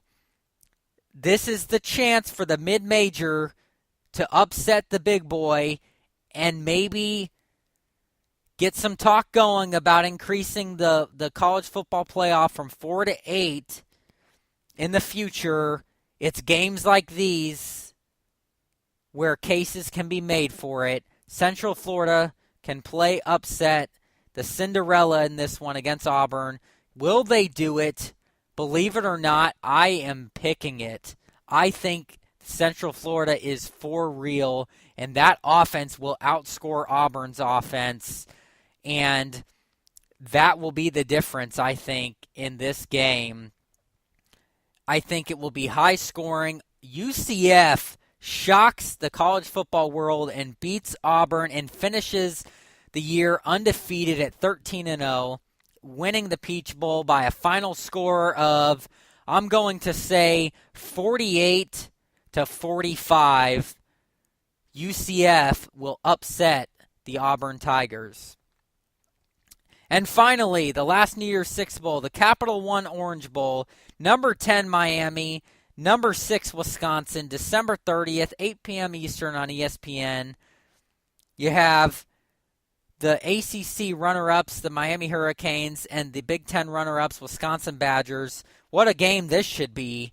Will it be the turnover chain Miami Hurricanes that can bounce back after getting blown out in the ACC title game, or will it be the one-loss Wisconsin Badgers who feel like they should have gone to the college football playoff and let that Ohio State game slip away in the Big Ten championship? I think Wisconsin will win this Orange Bowl because of that defense of Wisconsin. I think they will turn over Rozier and that Miami offense, and I think Hornibrook and Taylor will be balanced on offense and capitalize off of Miami's turnovers. Wisconsin wins a close game, but I do think they win 24-21 over Miami. I think it's a great Orange Bowl, though. So that is it for the New Year's Six Bowls. College football playoff set. I've made my predictions. Next week, it will be me talking about Week 15, the Army-Navy military rivalry game, and then I will talk about the other New Year's games and bowl games outside of the New Year's Six and make some predictions as well. Before I end this segment, though, I do want to mention the Heisman candidates, the finalists for the Heisman Trophy presentation. You have the defending Heisman Trophy winner, Lamar Jackson from the Louisville Cardinals, back as a finalist, trying to win his second straight Heisman Trophy. You have Baker Mayfield, quarterback for Oklahoma, the favorite to win the Heisman. And then you have running back Bryce Love for the Stanford Cardinal with the season that he has had. Unbelievable. So, I will make my prediction. Baker Mayfield will be the 2017 Heisman Trophy winner with the season that he has had with Oklahoma. Absolutely an insane year that Mayfield has had for the Sooners. Even with the on-field and off-field distractions, he has his team in the college football playoffs, and his stats on the year, insane. Completed 71% of his passes. He threw for 4,340 yards. So that's an average of 334 passing yards a game. 41 touchdowns on the year for Baker Mayfield to just 5 interceptions, an average quarterback rating of 204. With numbers like those, you are the Heisman Trophy winner. So, much love to the other two candidates, especially shout out to Louisville, go Cards, and Lamar Jackson. He had his moment last year. It is all Baker Mayfield this year. And that does it for Neumann Knows College Football Week 14. Next week, again, Neumann Knows College Football Week 15, that Army-Navy game, and some more bowl previews and predictions.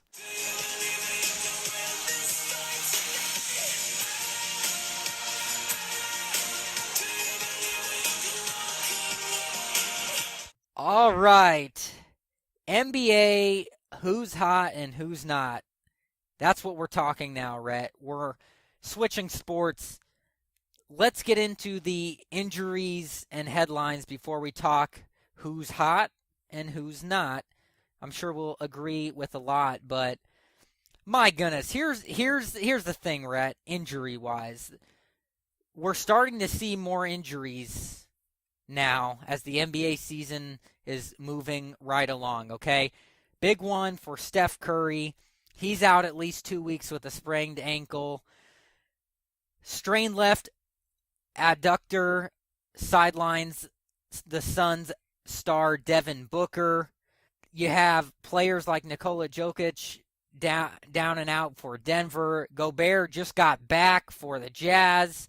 All these players that are vital to these teams' success. How about a key role player for the Knicks, Tim Hardaway, out at least 2 weeks? A lot of players starting to get injured, Rhett. You've had John Wall get injured for the Wizards. He's still injured. So they're starting to mount, my friend. They're starting to mount, and that's bad news for these teams. Yeah, it's not good. A lot of these teams are, starting to get plagued with injuries. And I'll tell you what, I think I've seen a lot more injuries with point guards as of lately. But, it's just kind of how it's going this season. Yeah, I mean, it's a part of sports, Rhett. It is. Nobody likes them, but they are of reality. It's like taxes. It's going to happen. It's inevitable. Exactly. So injuries been a problem in the NBA so far. And headlines-wise, not a whole lot going on, except how about Bradley Beal last night, erupting for a career-high 51 against the Trailblazers. That's right, I said it, 51. The Florida Gator himself, Bradley Beal, the sharpshooter, impressive, Rhett, getting 51 against the Trailblazers, which is the first 50-plus point game against the Trailblazers in their franchise history. What a game for Bradley Beal, leading this team without John Wall. Oh yeah, Bradley Beal. I'll tell you what, he can definitely have his flashes of having heck of a games, just like last night. But it'd be nice if it was a little bit more consistent. Putting those two together definitely is like the duo piece. But he can definitely show his side where he can lead a team like he did last night. Yes. Yep, no doubt about that. So that was one headline. Here's another one way off the grid, Rhett, and I just saw this morning on GMA. There has been a man that has been charged in a 2010 slaying of NBA player Lorenzen Wright. Billy Turner is the man's name. He was indicted on a charge of first-degree murder, so this making the headlines, Rhett, and obviously very unfortunate, but it is in the realm of relativity as it is an ex-NBA player. Yeah, never good to see that, and it's unfortunate to see any type of crime committed like that. Yeah, absolutely. Whoever was Absolutely. involved. So outside of that, pretty much it for headlines and injuries. So, Rhett, let's talk NBA, who's hot and who's not. Well, there's one thing that can't be disputed. The Cleveland Cavaliers are hot, all right? Yeah. And that's my first hot team. I've got two teams, Rhett, in the West and two teams in the East. The first team that I'm saying, obviously starting with the East, the first team is going to be one of the best teams, and my second team is a team that is not the top of the conference type of team, but is hot. Same with on the other side of things in the other conference, and for the who's not. So my first is the Cavs, Rhett, 12 in a row, as I mentioned. This team is looking like they're going to make that finals push again. LeBron James, the numbers he's putting up this season are ridiculous.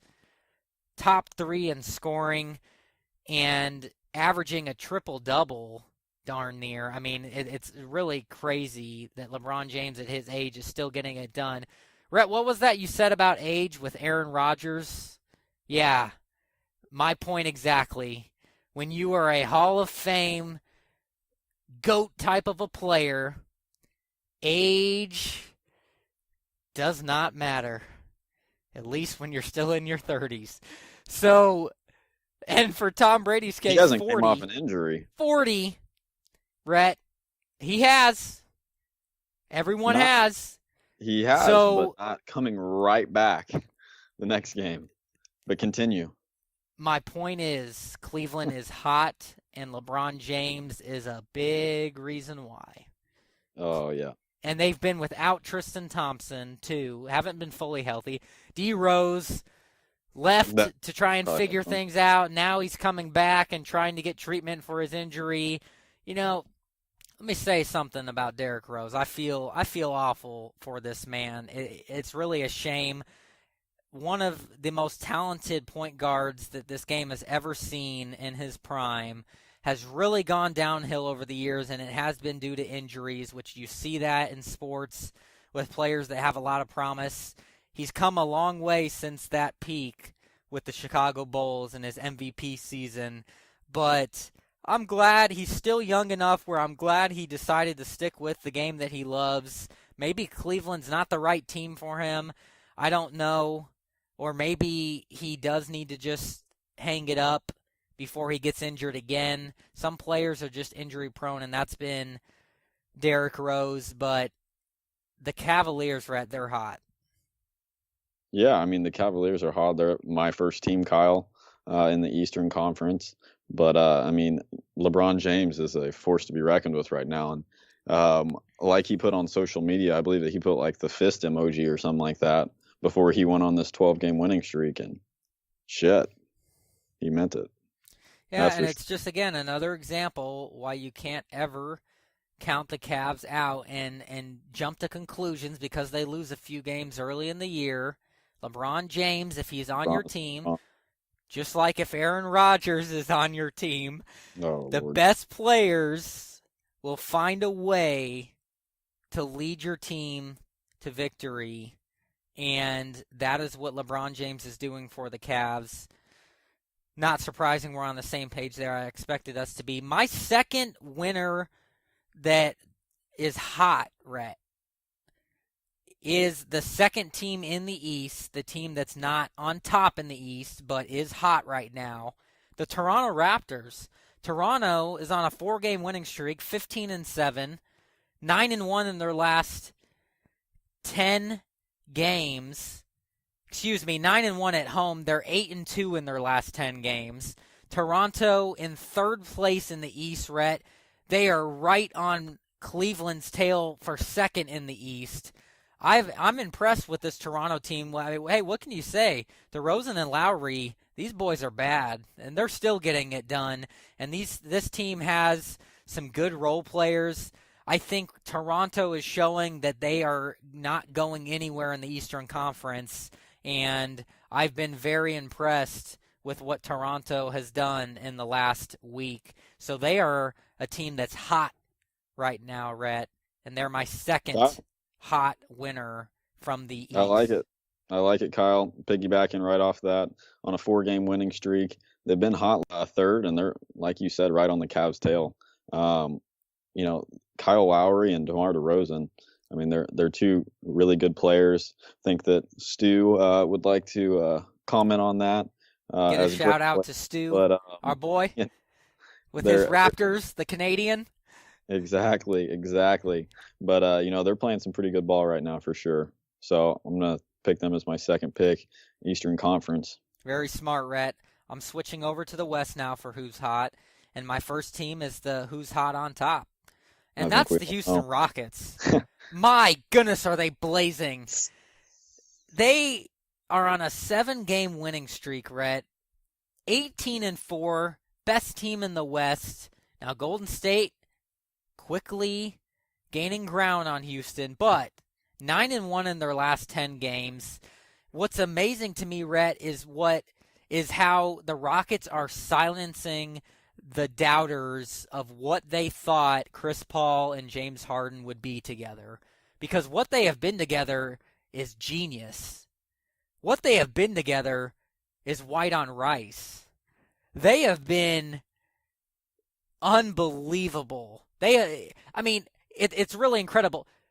Chris Paul has been the Caramello to the Caramello bar, the chocolate that's James Harden. That's what they've been. They are gelling great together, Rhett. This team can't be beat. They shoot more threes than anybody in the league. They make more threes than anybody in the league. I love a team that shoots threes. They can't lose. This team, who you doubted coming into the year, didn't think that it would work between them two. They've proven it. They've proven you wrong and many others wrong. But I believed not only what the Rockets did last year, but what they did to add Chris Paul to this team and a couple of the other pieces. This team is a team that is a force to be reckoned with. And if they keep this play up, I may have to change my opinion of who I think really stands the best chance to overtake the Warriors and get to the finals. Houston Rockets are hot. Hey, Kyle, I like it. James Harden, this is going on my first pick in the Western Conference, but James Harden, 31 points, almost 32 points a game. He is just leading this team, and I think that we saw it before Chris Paul was even on the team. He was leading the team in wins without Chris Paul and with ease. That's the thing. So this team is good without Chris Paul, and it makes it even better when they have Chris Paul. No doubt. That is my number one pick in the Western Conference, Kyle. And like you said, who knows? They could possibly overtake the Warriors. They really could, Rhett. They really could. My second winner, my second team that is hot. Oh, Lord. In the West. No, oh, Lord. Absolutely. I think I know who it is, and I think that we picked the same exact one, Kyle. Well, we could have, but I doubt it. The San Antonio Spurs. Okay, thanks. The San Antonio Spurs deserve love. They are hot. This is a team that never goes away. There are some teams, Rhett, with certain coaches that you can always count on will be there in the end, that are well coached, well disciplined, underrated players on their team. They gel together. They have that one superstar, and that's the San Antonio Spurs, okay? They're like Chevy Chase's Christmas Vacation when Christmas is getting close. It never gets old, or Home Alone. Look, it's Nick Saban with Alabama. It's Urban Meyer at Ohio State. Greg Popovich at San Antonio is so good at putting teams that are in the top 3 in the West every year. It's unbelievable to me, Rhett. They've won 5 out of their last 6 games, 7-3 in their last 10. They're 11-2 at home, 3rd place in the Western Conference, 16-8. They're just a hair behind Golden State for second. And this team is doing this without their best player, one of the best players in the league. Kawhi Leonard hasn't played a game this year, and they are in 3rd place in the West. He's still recovering from his quadriceps injury, which, good news for Spurs fans, as if it couldn't get any better.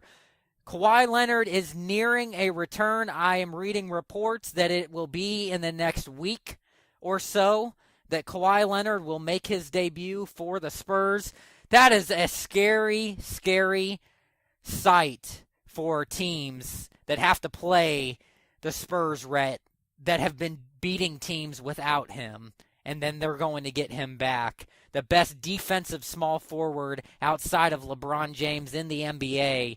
Unbelievable. The San Antonio Spurs, my second team that's hot in the West. Hey, Kyle, I can respect that, and I'm glad that we didn't pick the same one this time. And the San Antonio Spurs, when they get Kawhi Leonard back, they're going to be filthy. That's for sure. But I'm going to jump down a little lower, Kyle. I'm going to grab that 7th spot with the Utah Jazz sitting at 13 wins and 12 losses. They're on a little bit of a win streak right now. Well, they were. In the last 10 games, they were sitting at 7-3. Their home record is 11-4. They're really doing really well on the road, and this is without Gordon Hayward after they'd lost him in the offseason. But on the road is where they're struggling right now, and that's 2-8. But hey, this team is, coming off not a great start to the NBA season, and now they're gaining some traction with a young young rookie, Donovan Mitchell. Oh, Donovan Mitchell, what a player. Shout out to Mitchell and Louisville, his alma mater. Unbelievable what he has done in the NBA on this Jazz team. I really like that. That actually was going to be a winner of mine. They did lose their last game, so that was something that kept them out, but I really felt I needed to give the Spurs the love in the West ahead of them. But the Jazz deserve it, too. I mean, it's like what Denver's done in the West, and it really has been impressive what the Jazz have done, and they just got one of their best players back in Gobert. So the Jazz may be looking to make another playoff push. So, Rhett, now time for who's not hot, okay? Because there's just a few teams, all right? Now, I picked, again, like with my hot, I've got 2 teams in the West, 2 teams in the East, and they're both just really bad right now, but more so in the West. My first who's not hot, the Los Angeles Lakers and Lonzo Bust. The Lakers have lost 5 games in a row.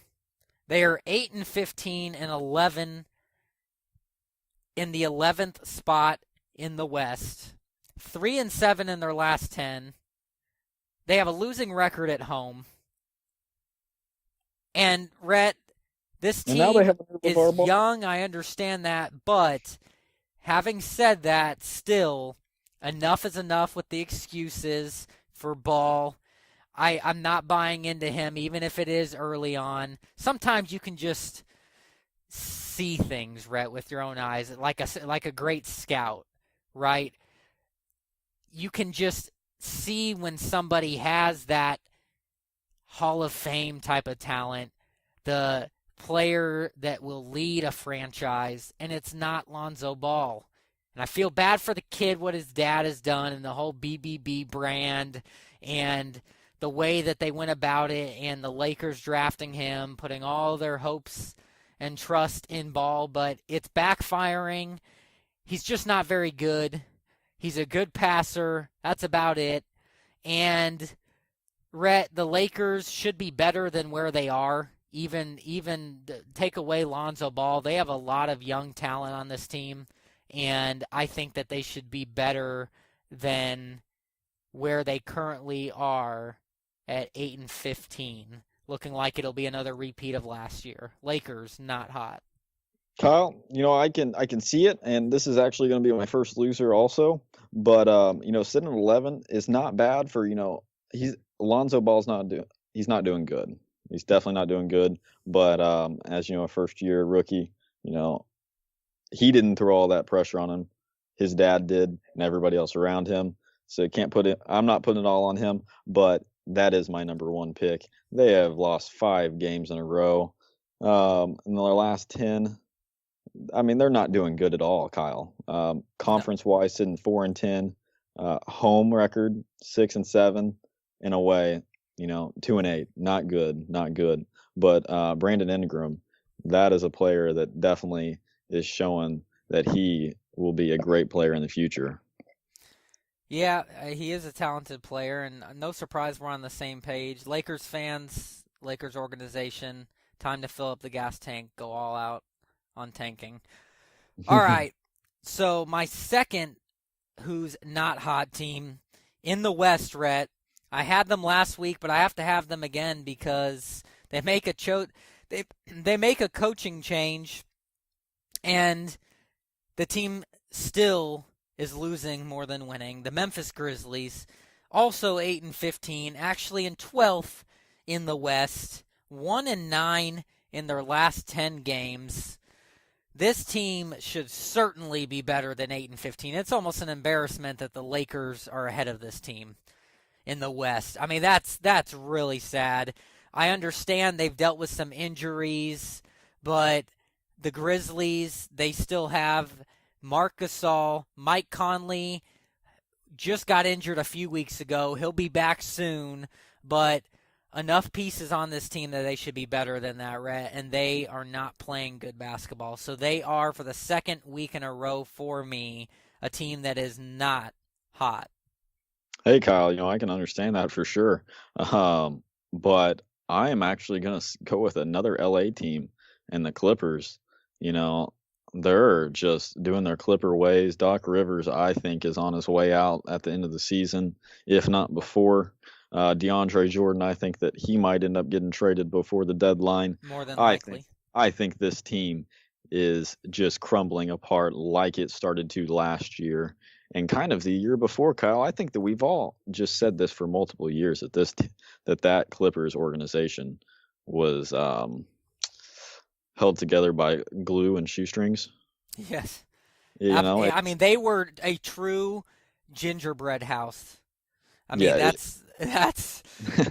is. There's no doubt about it. I gotta say, I love sticking with the Christmas theme, Brad. I'm in the spirit. All right. I love it. I love it. But Kyle, yeah, this team is on a 3-game losing streak, and I just don't see them doing anything this year. They don't have enough firepower anymore, They Rhett. do When not. they lost Chris Paul and now Blake Griffin, here comes the injury train again.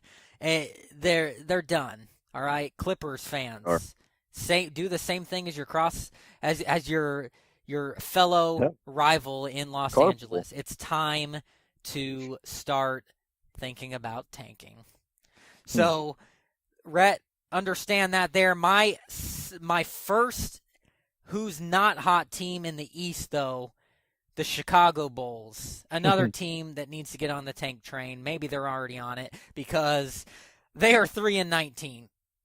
They are 1-9 in their last 10 games, and they are 2-8 at the historic United Center. Rhett, that's pathetic. The Chicago Bulls, what is going on? I mean, I know you lost a lot. You lose Jimmy Butler.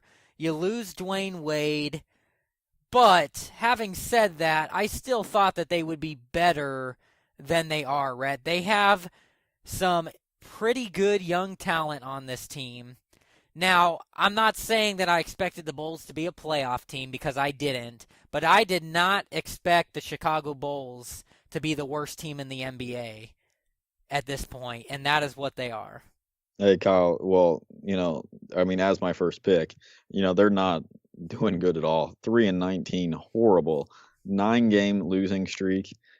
This team is definitely going to have to work out their problems and possibly start moving people. And this offseason, they're going to have to clean house. That's for sure. Because it's not looking good. You do not disrespect the United Center like that. No, you don't. I mean, my gosh, you can't beat Sacramento. You've played Phoenix twice in the last in your current losing streak, and you've lost to them both times. You've lost to Miami. You've lost to the Lakers.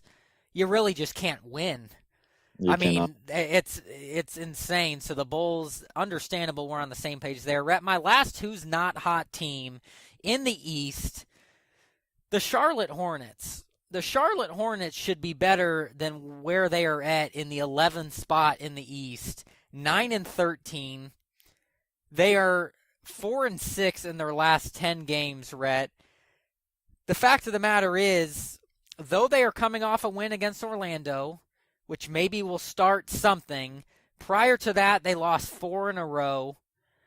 They've been up and down this year, Rhett. And this team, when you have Kemba Walker and you have players like Nicholas Batum and Jeremy Lamb and a ton of other young talent, and Frank the Tank Kaminsky being one of those, and Dwight Howard, the veteran, and Cody Zeller, Rhett, they have a lot of talent, and in the weaker Eastern Conference, they should not be outside of the playoffs. This team is a very good, has the potential to be a pretty good, I should say, basketball team that should at least make the playoffs. They're going in the wrong direction. Yeah, I can definitely understand that, Kyle. The Hornets, I mean, you got Dwight Howard and Kemba. Come on. But that is not my number 2 pick. My number 2 pick will actually be the Hawks for the simple fact of you being 2-9 at home. Are you kidding me? 2-9 at home. You're not doing it for your fans. You're not doing it for your city. No. And you're kind of doing it for the other city because you have a better winning record on like away. So, you're having some problems there sitting at 5-18. number 14, but this is a team that will more than likely end up hanging it up. Yeah, I agree with you, Rhett. That's a good who's not hot for sure. Something that I didn't expect us to fully agree on this segment, but we agreed enough. Let's put it that way. We didn't have too many disputes in this segment, unlike the NFL segment. And let me tell you, by God, we're going to have some disputing going on in our final segment, Rhett Hensley. But before we get to that final segment, it is now time for Neumann Knows College Hoops Week 4. Well, Week 4 of the college basketball season did not disappoint, with plenty of good games and a couple of big upsets. I will get to those in this segment. I will also recap the Big Ten ACC Challenge and recap the Jimmy V Classic.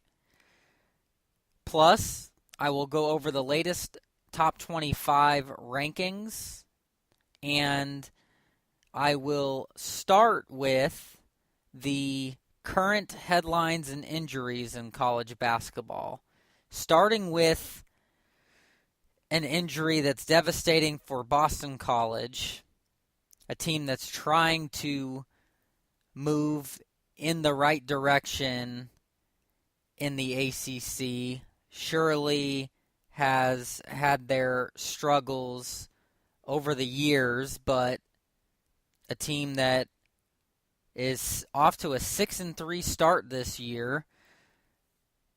But bad news for the Eagles as they lose Deontay Hawkins for the remainder of the season with a knee injury. Hawkins, Boston College's forward, the 6'8", 220 grad transfer, was injured in the first half of Boston College's November 29th game against Nebraska. He was the Eagles' third leading scorer and top rebounder, averaging 12.4 points and 9.1 rebounds in 8 games this season. So this is certainly a devastating blow to Boston College, who's off to a nice start this year. That's really it injury-wise, which is good. It's good that there's not many basketball players injured right now, because certainly at the NBA level that's been taking a toll as the season goes on for teams. Hopefully that stays that way. You never like to see injuries, that's for sure. But headlines-wise, there are certainly a few different headlines taking the college basketball world by storm. And I will start with the UCLA situation with LiAngelo Ball leaving the school. Very bizarre situation here. LeVar Ball, the outspoken, annoying father of the three Ball brothers, told ESPN's Jeff Goodman on Monday that LiAngelo will not transfer to another school and will begin preparing for the NBA draft. Ball said, "I'm going to make him way better for the draft than UCLA ever could have." And apparently head coach Steve Alford had no idea on UCLA and the miscommunication with the Balls and his intentions to go to the NBA, but LeVar Ball thinks UCLA coaches should carry some of the responsibility for the shoplifting incident. He said these coaches is making a grip of money. He told CNN on Tuesday, "We got to be mindful now that they could be under this too, on the fact that they have to hold a little accountability."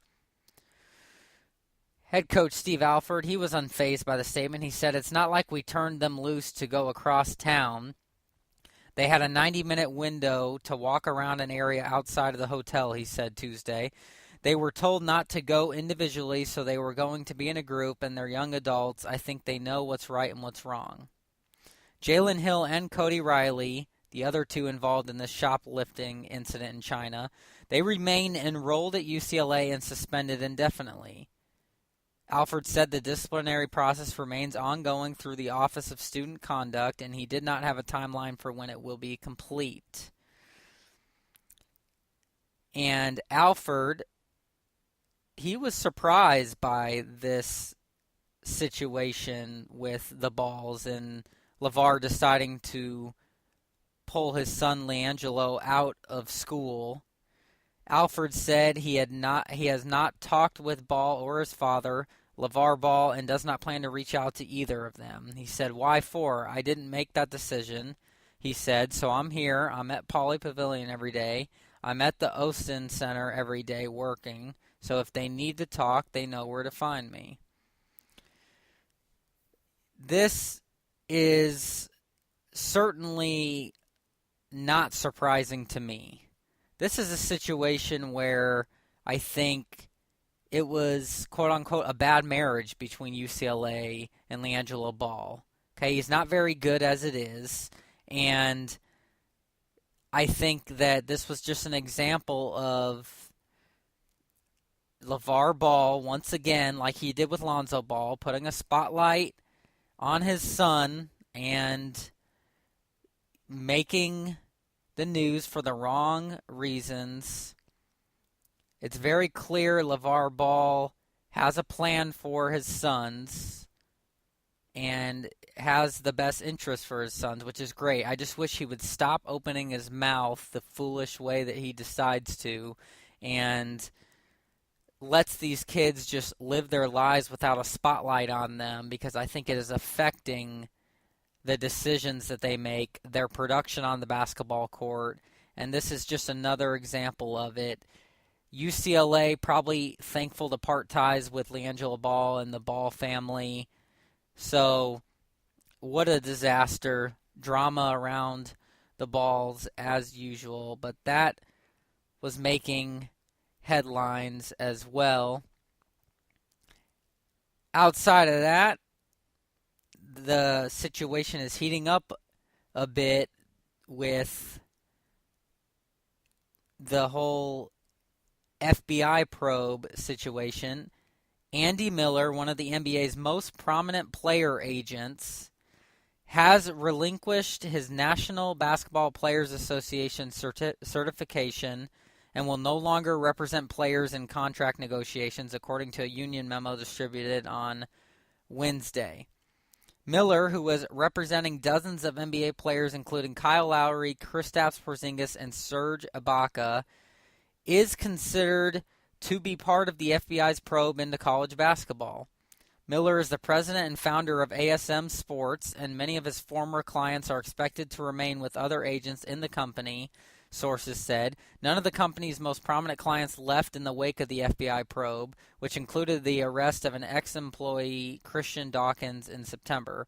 Miller, based in New Jersey, had represented several longtime All-Star players, including Chauncey Billups and Kevin Garnett. So, more to come on this story, which is getting ugly for college basketball and the universities that were involved with these agents and Adidas representatives. So, outside of that, that's really it headlines-wise. So, now I will go over the most recent top 25 rankings for week 5. So there was some movement, to say the least. Where there was not movement was at number 1. Duke remains the unanimous number 1 in the Associated Press top 25 for the second straight week. But the top 10 shuffled with Notre Dame's upset loss to Ball State, and then also Notre Dame losing to number 3 Michigan State. So bad week for Notre Dame. The Blue Devils are 10-0 to start the year. Number 2, behind Duke, Kansas. Michigan State, number 3, Villanova, number 4. But Notre Dame's big blowout loss, 81-63 to the Spartans, dropped the Irish 4 places to number 9. Florida moved up to number 5. And Wichita State, Texas A&M, and Kentucky round out the top 10. Number 19, Seton Hall, number 21, Purdue, and number 22, Nevada, all moved into the poll this week. How about the Nevada Wolfpack? They're ranked for the first time since 2007. Xavier had the biggest rise in this week's poll, moving up 8 spots to number 13 after a pair of top 25 wins. The Musketeers beat number 16 Baylor 76-63 and number 11 Cincinnati 89-76 last week. Arizona State, how about the Sun Devils? Moved up 4 spots to number 20 after being ranked last week for the first time since 2009. Arizona State undefeated this year. USC is down 11 spots to number 25 following consecutive losses, and Baylor fell 7 places to number 23 after losses to Xavier and Wichita State. Cincinnati was down 6 spots to number 17 following its loss to Xavier. Louisville dropped out of the poll from number 17 after losing to Purdue and Seton Hall. Texas Tech dropped out from number 22 after losing to Seton Hall, while Alabama dropped from number 24 after losing to UCF. Creighton fell out from number 25 following a lopsided loss to then number 15 Gonzaga. The Zags moved up 3 spots to number 12. So, with that, how about a little recap of some college basketball tournaments, starting with the ACC Big Ten Challenge, a tournament that I absolutely love and have some bias toward as a Big Ten fan. Go Hawks, go Hoosiers. ACC Big Ten Challenge, the 19th annual ACC Big Ten Challenge. 14 teams from each conference play each other in a series of games over 4 days. Started last Monday with Syracuse hosting Maryland.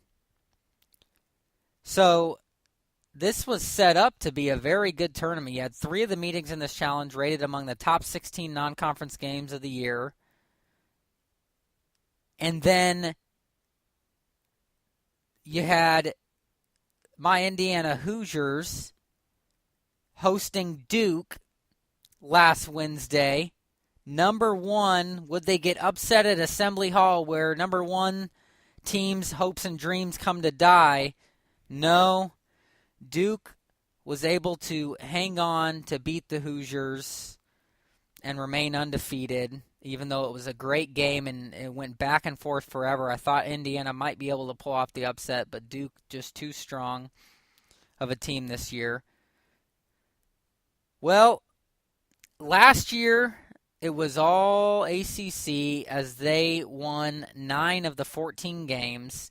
Again, the ACC holds an 11-5-2 advantage in this challenge coming into the challenge this year. So what would give? Well, let's just say the ACC continued its dominance, now 12-5-2 in this challenge, and they surpassed their 9 wins in this challenge from last year and made it 11 wins, the most wins since this challenge started for the ACC. 11-3. The ACC dominated the Big Ten. I'll recap them all. Last Monday, November 27th, Syracuse beat Maryland 72-70. Virginia beat Wisconsin 49-37. Last Tuesday, the 28th, you had Northwestern lose by 1 to Georgia Tech 52-51. Florida State beat Rutgers 78-73. Louisville lost to Purdue 66-57. Virginia Tech killed my Hawkeyes 79-55. Wake Forest beat Illinois 80-73. On Wednesday the 29th, Clemson beat Ohio State 79-65. North Carolina State beat Penn State 85-78. North Carolina beat Michigan 86-71. Miami beat Minnesota 86-81. Nebraska beat Boston College 71-62. And Duke beat Indiana, as I just mentioned. The final score was 91-81. And then last Thursday, November 30th, Michigan State beat Notre Dame 81-63 for that nice statement win for the Big Ten in this challenge. But that was it. 11-3, it goes to the ACC. Second year in a row, the ACC dominates the Big Ten. So how about the Jimmy V Classic yesterday? Two very good matchups. First from the ACC, Syracuse and Connecticut. Syracuse beat UConn 72-63 behind guard Tyus Battles, 22 points, 3 of 8 from downtown. UConn was led by guard Jalen Adams with 22 points himself, hit 3 3-pointers. The other game in this Jimmy V Classic was a top 25 game between number 4 Villanova and number 12 Gonzaga.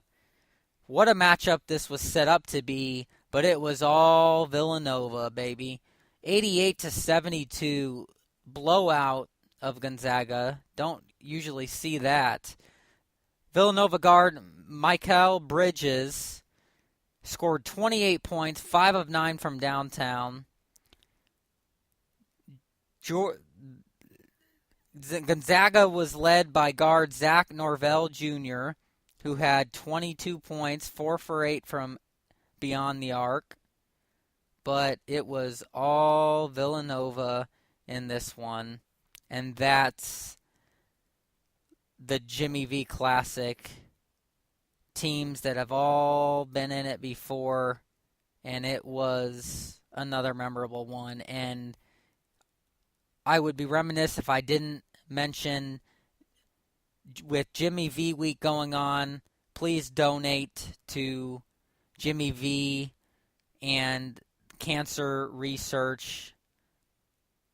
Cancer affects almost everybody's lives one way or the other, whether it's a friend, a family member, somebody you know. Please help make a difference. Every dollar does. Donate to Jimmy V research, and you can access that by going to jimmyv.org. All right.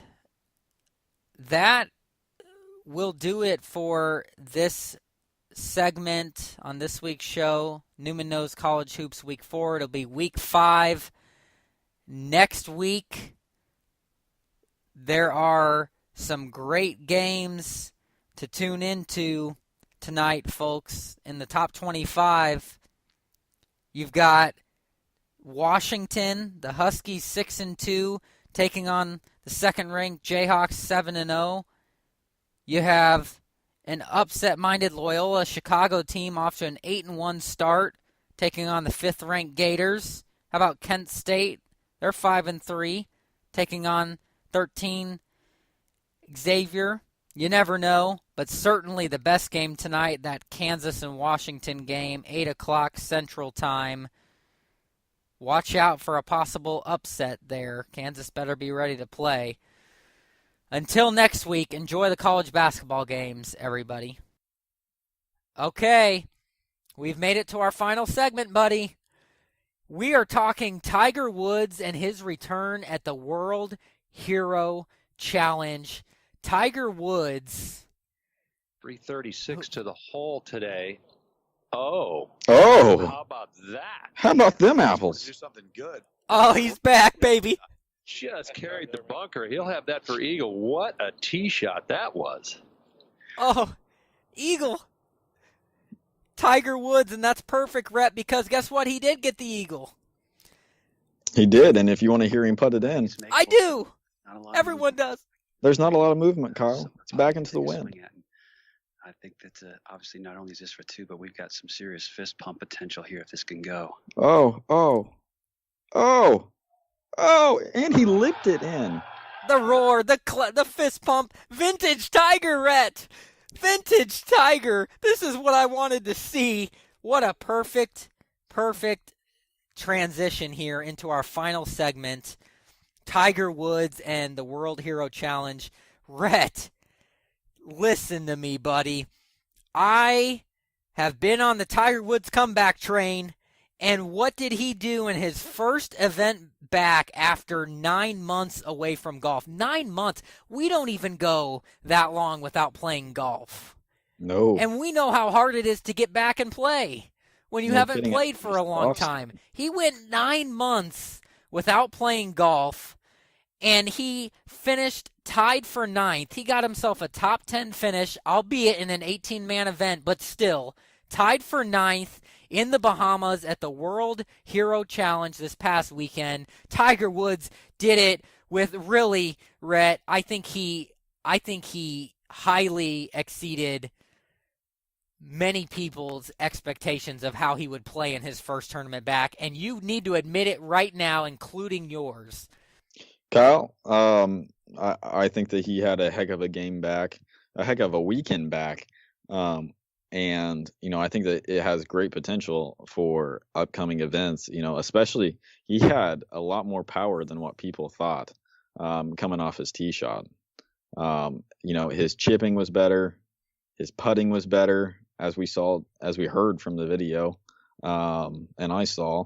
But, he's looking pretty sharp, Kyle.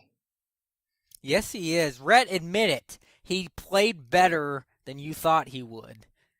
Well, I just admitted that. You want me to admit it twice? Yes, I do. I want to hear you say those exact words. Kyle, you were right. Tiger Woods is He played back. better than I thought, but I'm not saying that he's winning a Master. Yeah. Hey, by the way, his odds increased unbelievably in Vegas. 15-1 odds now to win the Masters after he was something ridiculous. Basically having a chance to win the lottery, the type of odds he had before this tournament. I might have to go in on the Tiger Woods train for that. No, look, I understand it is his first tournament back, and you can't call somebody back from something like this. But he came back from a serious injury, and he played great in an individual sport. Tiger Woods, Rhett, he showed me moments this past weekend of the old Tiger Woods. He, like you said, he was driving the ball. He was hitting the majority of his fairways and his greens. This looked like the old Tiger Woods. He had that swagger walk to him. He had that look in his eyes.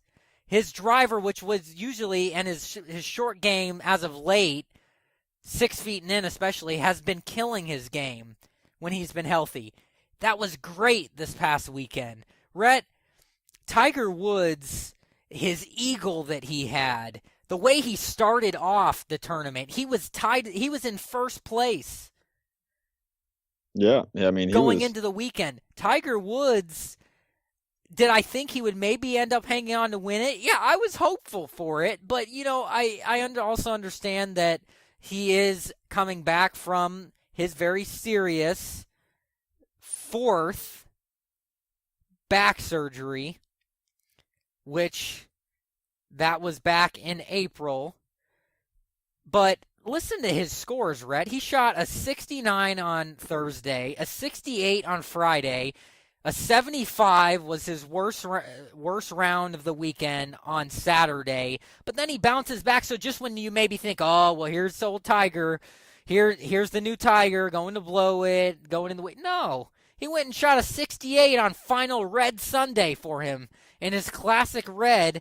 Tiger Woods ended up finishing this tournament with so much optimism going forward, Rhett, and positives to take away from his first tournament back.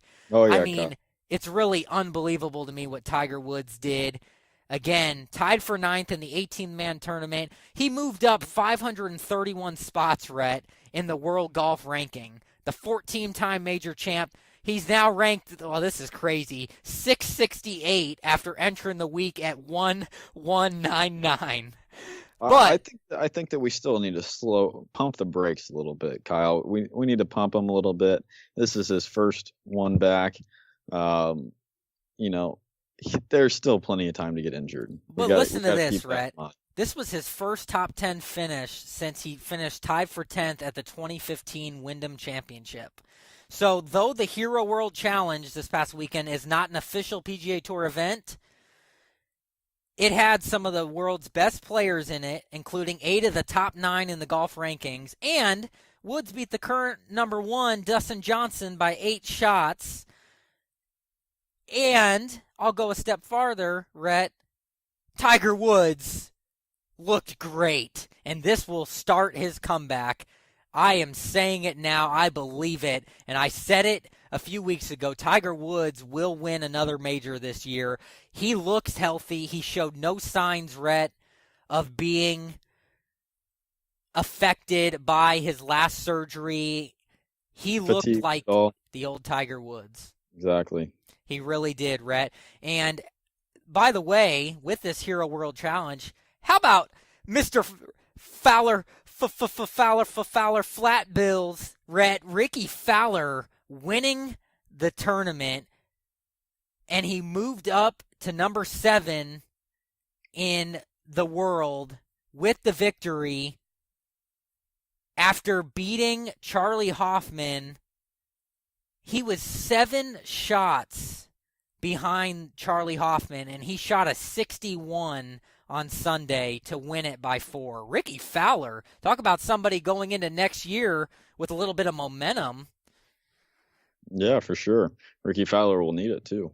No, he won't, Rhett Hensley. It'll be his first major year, too. First major winner. All right. So that's it for golf for now, Rhett. We always love when we can talk golf. Oh, golf's always a fun sport to talk about, Kyle. Yeah, we still haven't gotten out and played. We have not. Gosh, darn it, running out of time to do it. But it is now time to conclude the show how we do every week, Rhett, with no disputing. You go first, my friend. In 1988, Milwaukee Bucks win their 1,000th game, the second fastest franchise to make it to 1,000 games. And as we saw, they definitely turned that around. Oh, my gosh, they did, Rhett. And now they are on a decline. Yes, but they are, but they have the Greek freak. Working their way back up. And they will be on their way back up because of him, Rhett.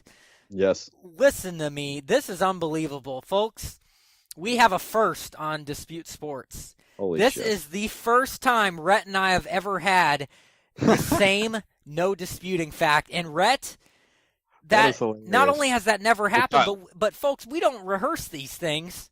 Kyle. We don't talk about these when we are preparing for the show. So this is rather incredible, right? Hey, Kyle, I got your back. I got your back, buddy. Apparently, you went with an on this day in sports because that happened today, December 6th. Exactly. And, I'll just go ahead and help you out. 1992, San Francisco's 49ers, Jerry Rice catches the 101st touchdown. Yeah, the great Jerry Rice. Goat, Jerry Rice. But, yes, the Bucks with that 1,000th NBA game won today back in 1988. It was against the Detroit Pistons. Rhett, I'll go ahead and throw a different no disputing fact out there for you and everybody. How about this? The Carson Wentz, and people may not know this, but should if they follow the NFL draft. So big matchup this weekend between the two best teams in the NFC outside of the Vikings, the Eagles and the Rams playing each other this weekend. You have Jared Goff going up against Carson Wentz. Jared Goff, the number 1 pick in the NFL draft last year by the Rams. Carson Wentz, the number 2 pick in the NFL draft last year by the LA Rams. Both players having MVP-like seasons this year. Who will have the edge this weekend in that monster matchup? That's my extra little no disputing fact, Rhett. Two, number 1 and number 2 going at it against each Love it. other. Hey, I love it, Kyle. Great no disputing fact. Yes, sir. And that does it for No Disputing, and that does it for today's show. Thanks for listening, everybody. Don't forget, you can now subscribe to our podcast on iTunes, Stitcher, Google Play, or TuneIn, and have every episode available to you as soon as they are posted each week. You can also catch all of our podcasts on our website, DisputeSports.com.